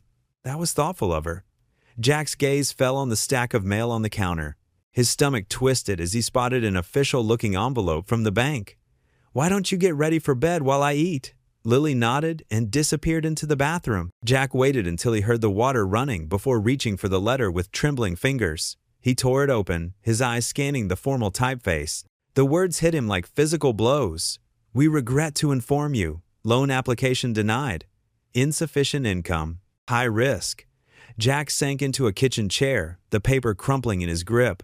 The room seemed to close in around him, the walls pressing closer. They denied his last hope of keeping their home. In 30 days, they'd be out on the street. The sound of running water stopped. Jack quickly smoothed out the letter and tucked it into his pocket, forcing his face into a neutral expression. But when Lily emerged in her pajamas, she stopped short, her keen eyes studying him. "What's wrong, Daddy?" "Nothing's wrong, sweetheart." The lie tasted bitter on his tongue, just tired from the long day. Lily's lower lip trembled. "You're lying." "I saw the letter. It was from the bank, wasn't it?" Jack's heart sank. When had his little girl become so perceptive? "Come here, Lily." He patted his knee, and she climbed up like she used to when she was smaller. Sometimes grown-ups have to deal with difficult things. But that's not for you to worry about. "But we might lose our house, right?" Lily's voice quavered. "I heard you talking on the phone last week. You said we needed the loan or we'd lose everything." Jack closed his eyes, shame washing over him. He thought she'd been asleep during that late-night conversation. "Lily, listen to me. No matter what happens, we'll be okay. I promise you that." "But where will we go?" Tears spilled down her cheeks. "Will we have to live in your truck?" Jenny at school said homeless people sleep in their cars. "No, baby, no." Jack pulled her close, his own eyes burning. "We're not going to be homeless. We might have to move somewhere smaller, but we'll always have a roof over our heads." But Lily was crying in earnest now, her small body shaking. "I don't want to leave our home. I don't want to leave my school and Mrs. Brooks and all my friends." "Shh, shh." Jack rocked her gently, his heart breaking. "We'll figure something out. We always do, don't we?" Eventually, Lily's sobs subsided into hiccups. Jack carried her to bed, tucking her in with extra care. He sat beside her until her breathing evened out in sleep, then quietly left the room. In the kitchen, he pulled out the letter again, reading it over and over as if the words might somehow change. The enchiladas sat forgotten, growing cold on the counter. Outside, rain began to fall, pattering against the windows like nature's own tears. Hours later, Jack jolted awake in his recliner, unsure what had roused him. The apartment was dark except for the streetlight filtering through the curtains. Something felt wrong. He stood, his joints protesting, and walked to Lily's room to check on her. The bed was empty. Panic surged through him as he flipped on the light. Her backpack was gone, and her piggy bank sat empty on the dresser. A piece of paper lay on her pillow, covered in her careful child's handwriting. "Dear Daddy, don't worry. I'm going to help us save our home. I have $47 from my piggy bank.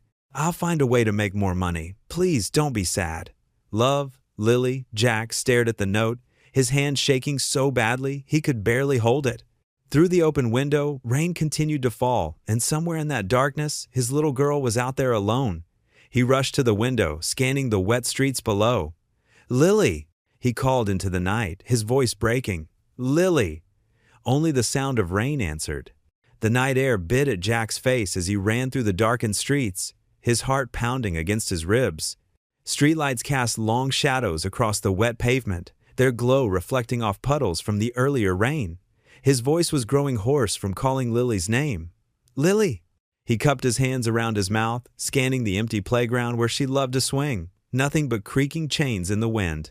"Lily, please!" His phone buzzed Caroline. Any sign of her? Her voice carried the same worry he felt. Not at the school or the park. Jack's words came out between heavy breaths. "I've checked everywhere she might go. The police are helping look. Walter's driving around the south side of town." Jack ran his fingers through his hair, fighting back, tears of frustration and fear. Where would a scared 10-year-old girl go? Then it hit him something Lily had said last week when they drove past his old firehouse. "I think I know where she is," he said quickly. "The old Station 12. But that's been closed for years since the big fire." Exactly. Jack was already running, his feet carrying him through familiar streets. "She asked about it last week, about where I used to work." The abandoned firehouse stood like a ghost at the edge of town, its brick walls blackened by the same blaze that had ended his career. The windows were boarded up, and chain-link fence surrounded the property, warning signs posted every few feet. Jack's flashlight beam cut through the darkness as he approached. There was a small gap in the fence, just big enough for a child to squeeze through. His heart jumped when he spotted small footprints in the mud leading toward the building.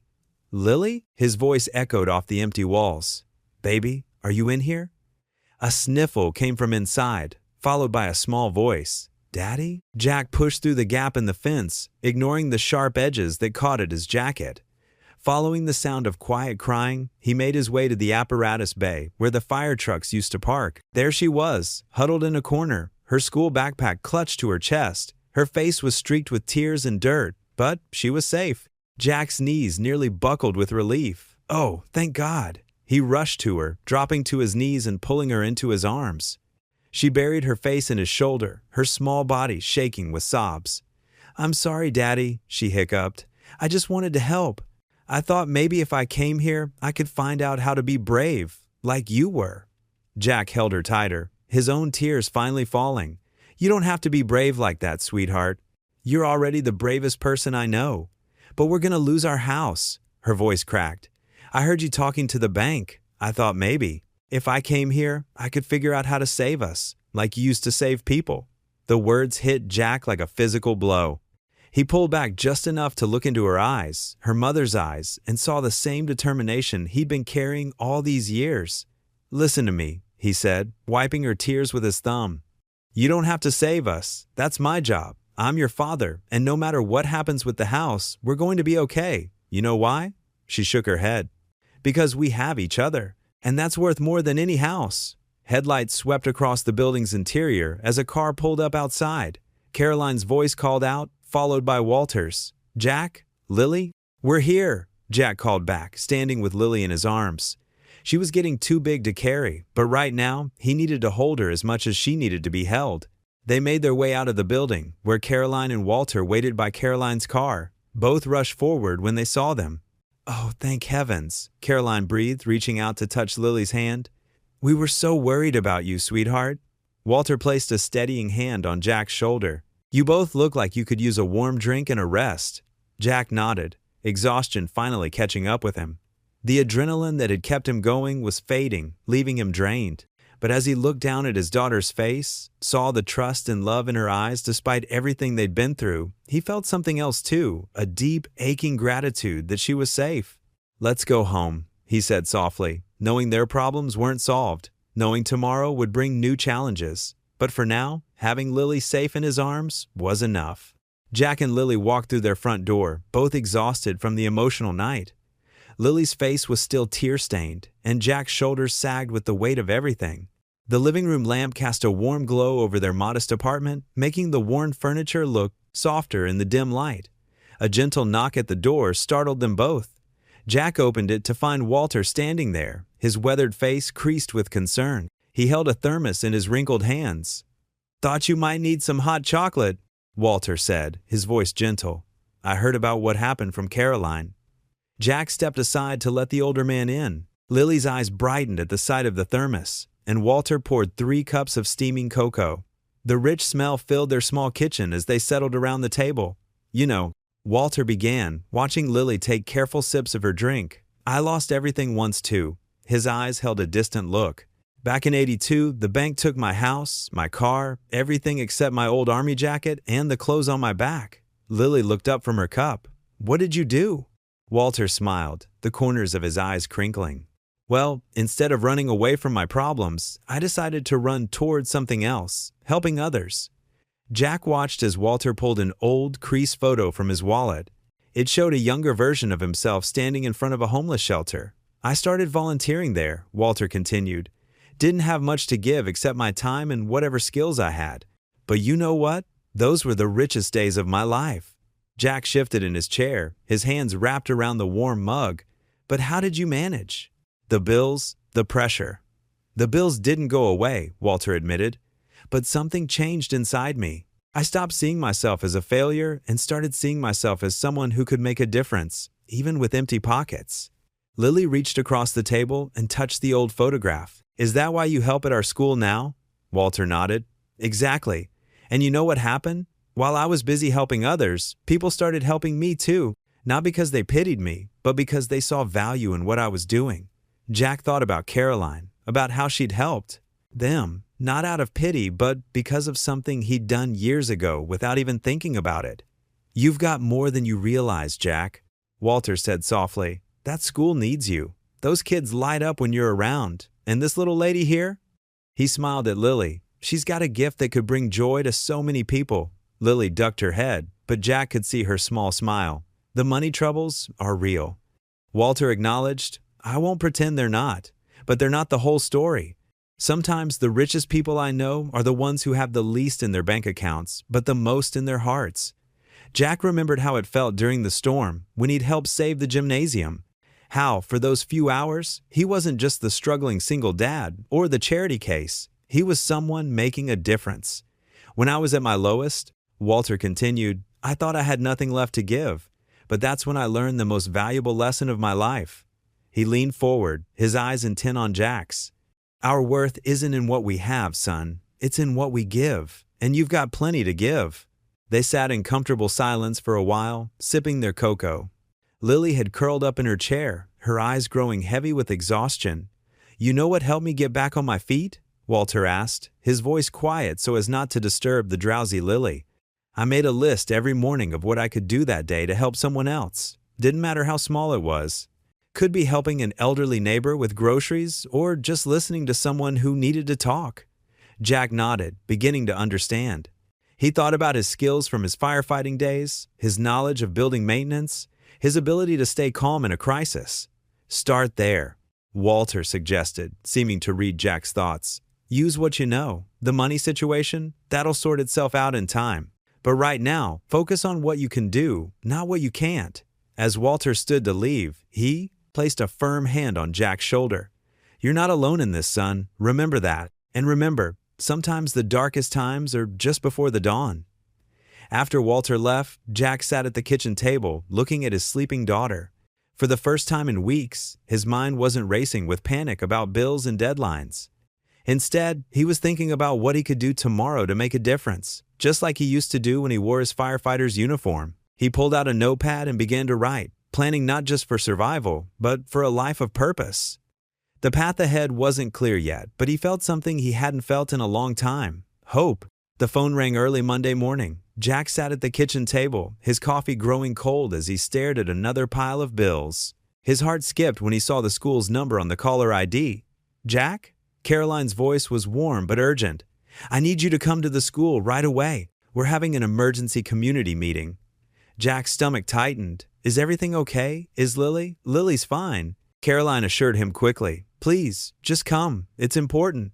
20 minutes later, Jack pulled into the school parking lot, surprised to see it nearly full. Parents' cars lined both sides of the street. His work boots scuffed against the pavement as he made his way to the gymnasium, where voices hummed behind closed doors. When he pushed them open, he stopped dead in his tracks.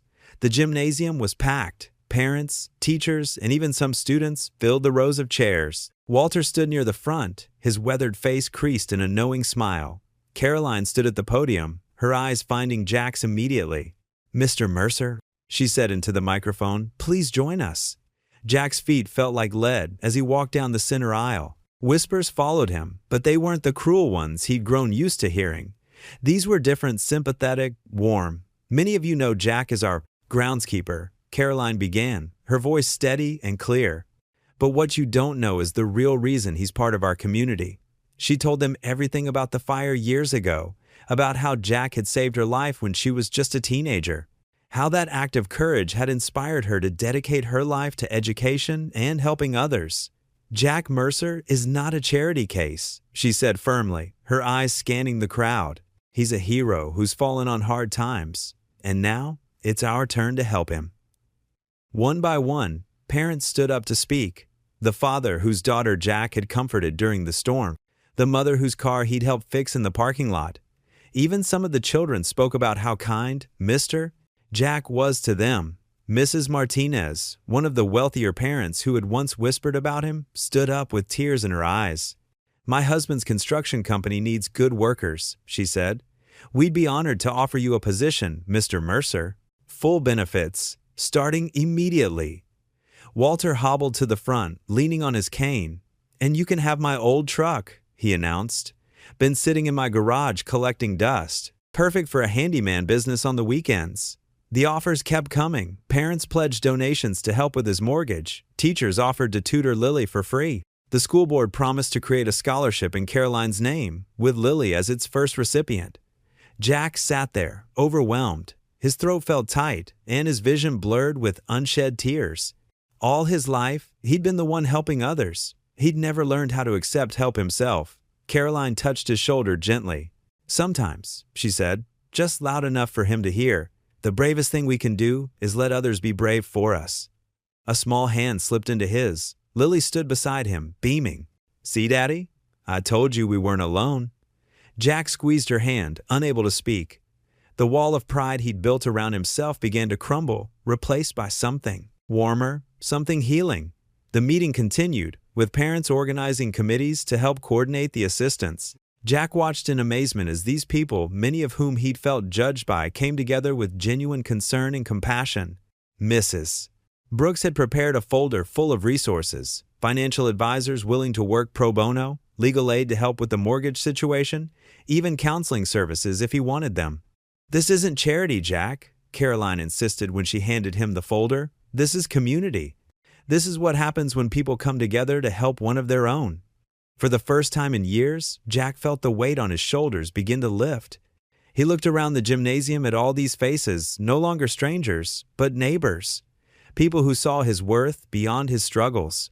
Walter shuffled over, keys jingling in his hand. "Come on, son," he said with a grin. "Let's go look at that truck of yours." Jack stood, his legs slightly shaky. Before following Walter, he turned to address the crowd. He began, his voice rough with emotion. "I don't know what to say, except thank you, all of you." The room erupted in applause, not the polite kind, but the genuine, heartfelt kind that comes from real connection. As Jack walked out with Walter, Lily skipping ahead of them, he felt something he hadn't experienced in a long time: hope. Not just hope for his financial situation, but hope in humanity. Hope in the power of community. Hope that sometimes, when you're at your lowest, people will surprise you with their capacity for kindness. His pride had kept him isolated for so long, convinced that accepting help meant admitting failure. But looking at these people, these neighbors who had come together for him and Lily, he realized that sometimes the strongest thing you can do is simply say yes to the helping hands extended your way. The manila envelope sat on Jack's doorstep, the morning sun casting long shadows across his front porch. He bent down to pick it up, noting the neat handwriting that spelled out his name and address. His fingers traced the return address, Caroline Brooks. Inside his small kitchen, Jack pulled out a chair and sat down heavily. The events of the past few weeks had left him emotionally drained. The community meeting yesterday had been overwhelming. So many people offering help, support, and encouragement. But the crushing weight of the mortgage still loomed over him. With tired fingers, he opened the envelope. Several papers slid out onto the worn kitchen table. His eyes scanned the first page, then froze. He read it again, his hands beginning to shake. It was the deed to his house, paid in full. Jack's breath caught in his throat. This had to be a mistake. He shuffled through the papers with trembling hands. Mortgage documents, transfer papers, everything signed and official. At the bottom of the stack was a handwritten note. Dear Jack, years ago, you gave me the greatest gift anyone could receive, a second chance at life. When my parents passed away last year, they left me their inheritance. I've been wondering how best to honor their memory, and now I know. This is my way of saying thank you for that night in the fire, for giving me the opportunity to live, to serve, to make a difference. Please don't try to refuse this gift. Consider it repayment of a debt long overdue. With deepest gratitude, Caroline. Jack sat back in his chair, the letter falling from his numb fingers. The morning sunlight streamed through the kitchen window, catching the tears that had begun to roll down his cheeks. His house, the home where Lily had taken her first steps, where Sarah had spent her final days, was safe. He heard the soft padding of Lily's feet coming down the hallway. "Daddy?" she asked, rubbing sleep from her eyes. "Why are you crying?" Jack quickly wiped his eyes and managed to smile. "Come here, sweetheart."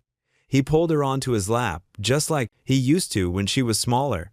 "Something amazing has happened." Before he could explain, there was a knock at the door.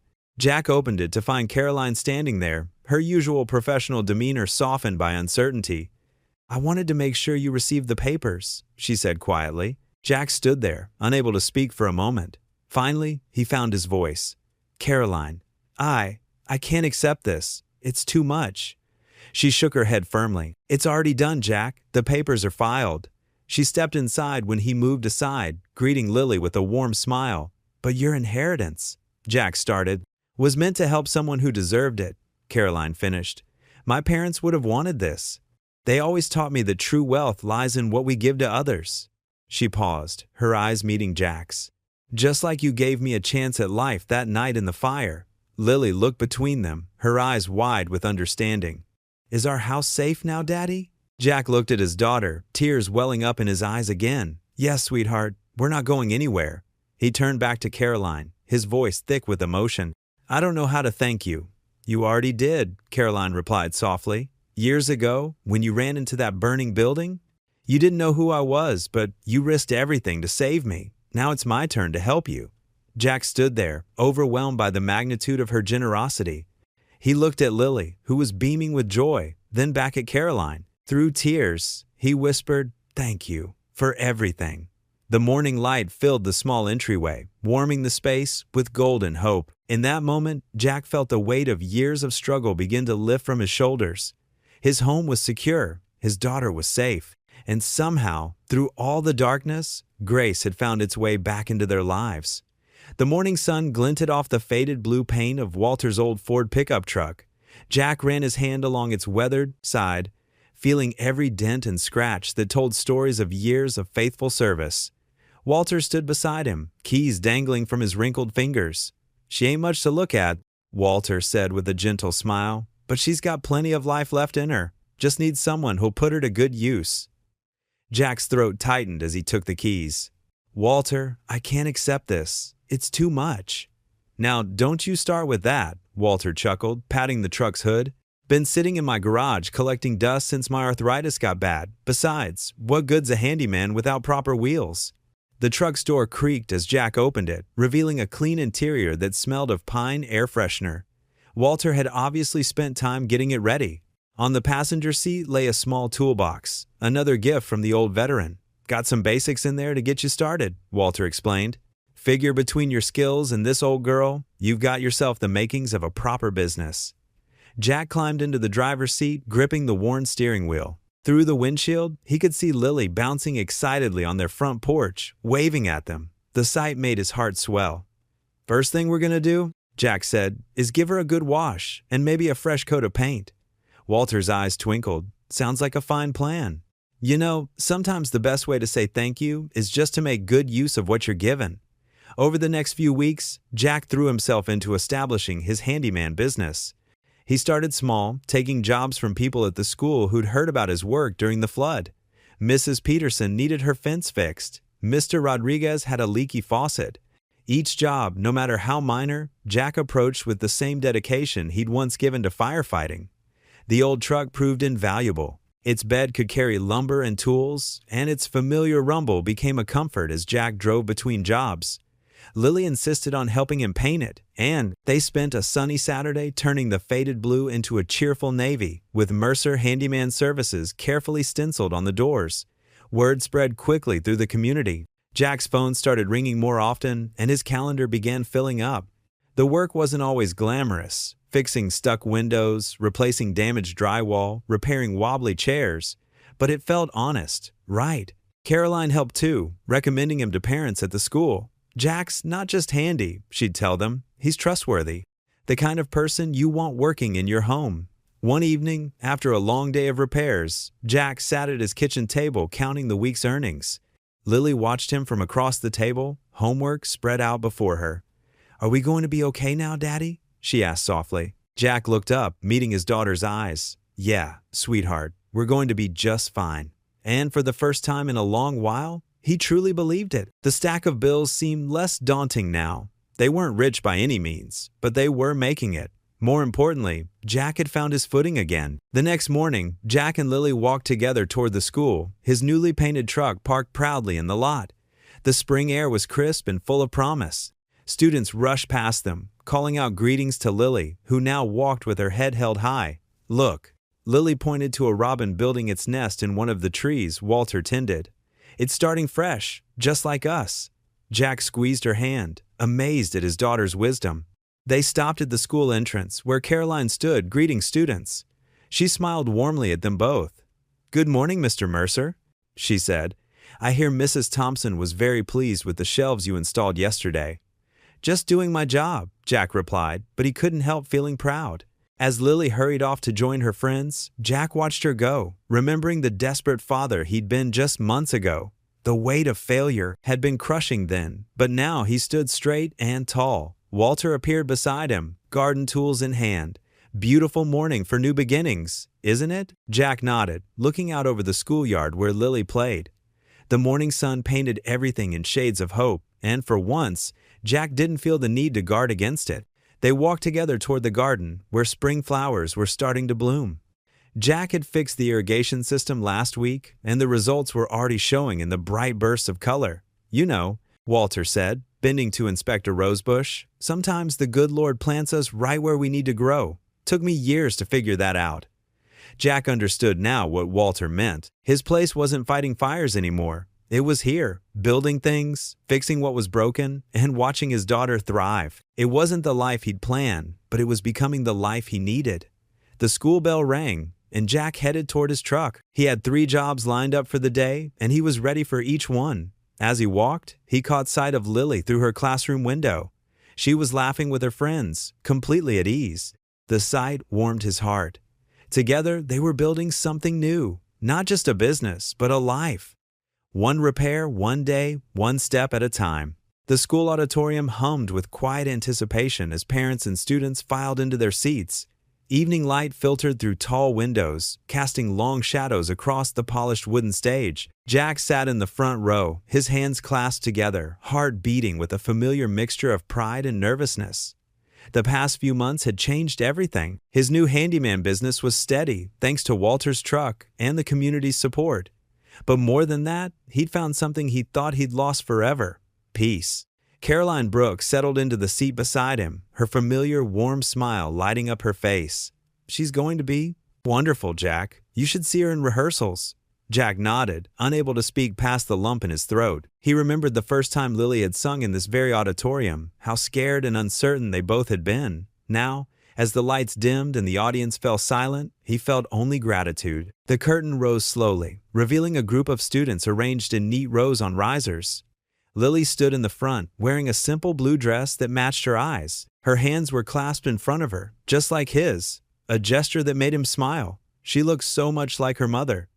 The piano introduction began, soft and gentle. Jack recognized the song immediately, Bridge Over Troubled Water.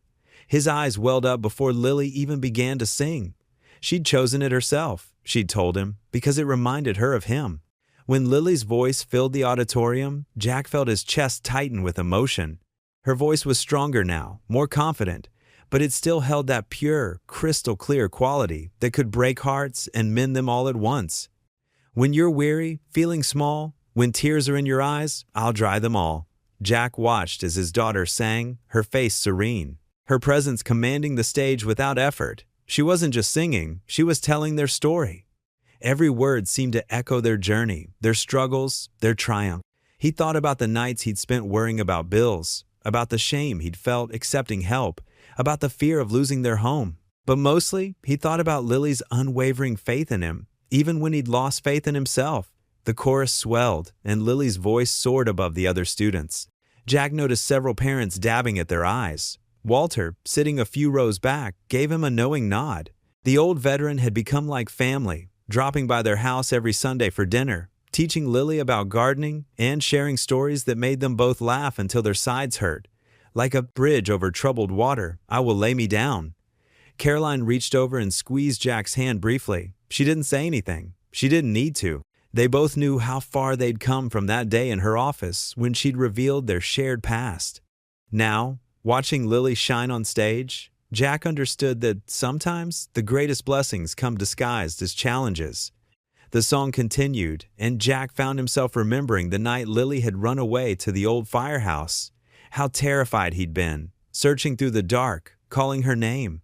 How she'd looked so small and frightened when he found her, convinced they were going to lose everything. But they hadn't lost everything.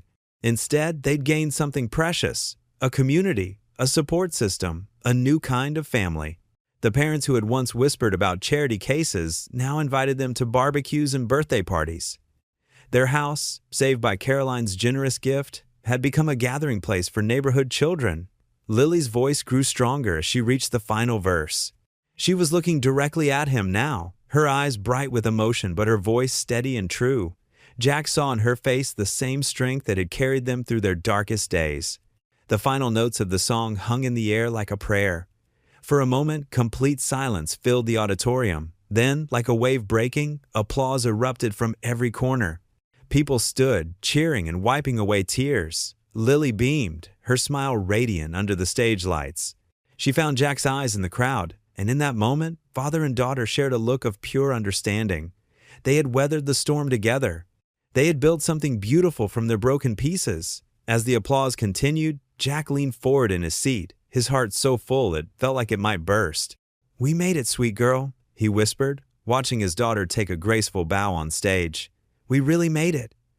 The words floated up through the applause, a quiet celebration of their journey. Lily straightened from her bow, still smiling, still strong, still singing their story of hope and redemption to anyone who needed to hear it. Jack stood in the schoolyard, his hands in his pockets, watching the autumn leaves dance across the empty playground. The afternoon sun cast long shadows across the freshly cut grass he'd trimmed himself just that morning. The pride he felt in his work was different now, no longer tinged with shame or doubt. Caroline approached, her footsteps crunching on fallen leaves. She carried 2 steaming cups of coffee, offering one to Jack with a warm smile. "I thought you might need this," she said. "It's getting chilly out here." "Thank you," Jack replied, accepting the cup gratefully. The warmth spread through his hands as he took a careful sip. "You know, I used to hate coming here. Felt like every brick in this building was judging me."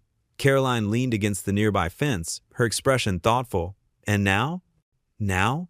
Jack glanced around at the school grounds. The garden Walter had helped him restore, the playground equipment he'd repaired, the fresh paint on the gymnasium doors.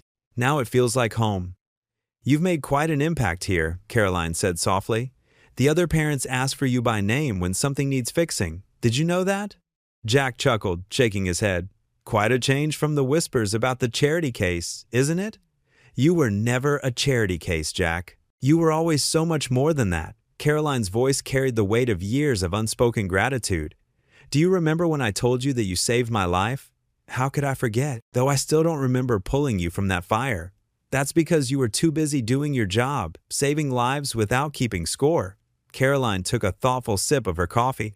But that day changed everything for me. It gave me purpose, showed me what real courage looks like. Jack shifted uncomfortably, still unused to praise. I was just doing what needed to be done. Exactly, just like you're doing now. Caroline gestured to the school around them. You're still saving lives, Jack. Every time you fix something broken, every time you show up early to help with events, every time you make a child feel safe, you're saving lives in a different way. They stood in comfortable silence for a moment, watching the wind stir the playground swings. I've been thinking about expanding the business, Jack said finally. Walter's truck has been a blessing, and word of mouth is bringing in more work than I can handle alone. Might need to hire some help. Caroline's face lit up. That's wonderful. Have you thought about who you might hire? There's this kid at the vocational school. Reminds me a lot of myself at that age. Eager to learn, needs a chance. Jack smiled. Figure it's time to pay it forward. You've come so far, Caroline observed. Remember when you wouldn't even accept help for yourself? Jack laughed softly. Yeah, pride's a funny thing. Sometimes it holds you up, sometimes it holds you back. He turned to face her fully. I never properly thanked you, Caroline, for everything. You don't need to. Yes, I do, Jack interrupted gently. Not just for the house, or Lily's tuition, or the job. Thank you for showing me that accepting help doesn't make you weak. It makes you human. Caroline's eyes glistened with unshed tears. You taught me that first, Jack. 20 years ago, in that burning building. Sometimes the bravest thing we can do is let someone else be strong for us. The afternoon bell rang, and the sound of children's voices began to fill the hallways inside. Jack checked his watch. Lily's music practice should be finishing up soon. She's really flourishing in the choir, Caroline said. Mrs. Henderson says she's never seen a student with such natural talent. She gets that from her mother, Jack said softly. Sarah would be so proud of her. Sarah would be proud of both of you, Caroline corrected him. You've built something beautiful here, Jack. A life full of purpose and connection. Jack nodded, feeling the truth of her words. We're not just surviving anymore, he said. We're living. Really living. The door to the music room opened, and Lily bounded out, her backpack bouncing against her shoulders. Her face lit up when she saw Jack waiting. Daddy! She ran to him, wrapping her arms around his waist in a tight hug. Mrs. Henderson says I get to sing the solo at the Christmas concert. Jack pulled her close, breathing in the familiar scent of her strawberry shampoo. That's amazing, sweetheart. I can't wait to hear it. Caroline smiled at them both. I should get back to my office. There's a school board meeting in 10 minutes. Thank you for the coffee, Jack said. And for everything else? Caroline nodded, understanding all that wasn't said. As she walked away, Jack held Lily tighter, feeling the steady beat of her heart against his chest. Ready to head home, kiddo? Lily looked up at him, her eyes shining with excitement about her upcoming solo. Can we stop for ice cream first, please? Jack laughed, his heart full. You know what? I think we can manage that. Together, they walked across the schoolyard, their shadows stretching long behind them in the afternoon sunday. Jack felt the weight of his daughter's hand in his, the trust in her touch, and knew with absolute certainty that whatever challenges lay ahead, they would face them together. I love you, Daddy, Lily said suddenly, squeezing his hand. Jack squeezed back, his voice thick with emotion. I love you too, sweetheart. Always will. The late afternoon sun painted the neighborhood in warm golden hues as Jack and Lily made their way down Cedar Street. Their shadows stretched long behind them, dancing on the sidewalk with each step. The ice cream shop visit had left a small chocolate smudge on Lily's chin, and Jack smiled at how she still ate ice cream with the same childlike abandon she always had. Did you see Mrs. Henderson's face when I hit that high note today? Lily asked, swinging their joined hands back and forth. She said I might be ready for more challenging pieces soon. I'm not surprised, Jack replied, his heart swelling with pride. You got your mother's voice, that's for sure. They passed old Mr. Johnson's house, where the elderly man was tending to his rose bushes. He straightened up and waved, his weathered face breaking into a warm smile. "Hey there, Jack. Those gutters working better now?" "Like new, Mr. Johnson," Jack called back. "Let me know if you need anything else fixed." As they continued walking, Jack marveled at how different everything felt now. The same streets he'd once walked with his head down, weighted by shame and worry, now felt welcoming. Neighbors who had once been strangers were now friendly faces, each with their own story, each part of the tapestry of their lives. "Daddy," Lily said, her voice thoughtful, "remember when we used to worry about having enough money for groceries?" Jack squeezed her hand gently. "I do, sweetheart. Those were tough times. But we're okay now, right?" "We're more than okay," Jack assured her. "We've got everything we need, and more importantly, we've got people who care about us." They passed the local park where Lily used to play. The old swing set creaked in the gentle breeze, and memories washed over Jack, of countless afternoons watching Lily swing higher and higher, trying to touch the sky with her toes, while he worried about unpaid bills and mounting debts. "Look, Daddy!" Lily pointed to a cluster of wildflowers growing along the fence. "They're like the ones in Walter's garden." Jack smiled, thinking of the old veteran who had become such an important part of their lives. Walter's wisdom had been like water in a desert, appearing just when Jack had needed it most. His simple faith in the goodness of life had helped Jack rediscover his own. They turned onto their street, and Jack felt a familiar warmth spread through his chest at the sight of their house, their home, the place that had almost been lost but was now securely theirs, thanks to Caroline's incredible generosity. The front yard looked better than ever. He'd planted new flowers in the beds, and the grass was thick and green. His handyman's truck, Walter's gift, sat in the driveway, its faded paint wearing its years proudly. "Can we sit on the porch swing for a while?" Lily asked as they approached the house. "It's such a nice evening." "Of course we can." They settled onto the swing, its gentle creaking a comforting sound. Jack had fixed it himself last summer, replacing the old chains and reinforcing the wood. Like so many things in his life now, it was stronger for having been broken and repaired. Lily leaned against his side, humming softly, the hymn she would be singing at the Christmas concert. Jack closed his eyes for a moment, letting the peace of the moment wash over him. The evening air was sweet with the scent of autumn, and somewhere in the distance, a wind chime played its gentle melody. "Daddy? Are you happy?" Jack opened his eyes and looked down at his daughter's upturned face. The question struck him deeply, and he took a moment to really consider it. He thought about where they'd been and where they were now, about the community that had embraced them, about Caroline's friendship, about Walter's wisdom, about his growing business. But mostly, he thought about the little girl beside him who had never lost faith in him, even when he'd lost faith in himself. "Yes, sweetheart," he said softly. "I am happy. Happier than I've been in a long time." Lily nodded, satisfied. "Me too." She was quiet for a moment, then added, "Mom would be happy too, I think." Jack felt tears prick at his eyes, but they weren't tears of sadness. "You're right, she would be." The sun was setting now, painting the sky in brilliant shades of pink and orange. Jack watched as the colors slowly deepened, thinking about how far they'd come. He remembered the desperate man he'd been, drowning in pride and fear, unable to accept help even when it was offered with love. Now he understood that strength wasn't about carrying every burden alone. It was about having the courage to let others help you carry them. It was about being part of something bigger than yourself, a community, a family, a story of hope. Lily's breathing had grown steady against his side, and he realized she had dozed off, tired from her exciting day at school. Jack sat there, holding his sleeping daughter, watching the sunset paint the world in glory. The moment felt perfect in its simplicity. Just a father and daughter on their porch swing, safe and loved and home. A gentle breeze rustled the leaves of the maple tree in their front yard, and Jack thought about how life was like that tree, always changing, always growing, yet remaining steadfast through all seasons. There would be more challenges ahead, he knew, more storms to weather, more obstacles to overcome, but he was no longer afraid of them. What would you do if you were in their place? Comment your answer below, and let's see how you'd rewrite the ending.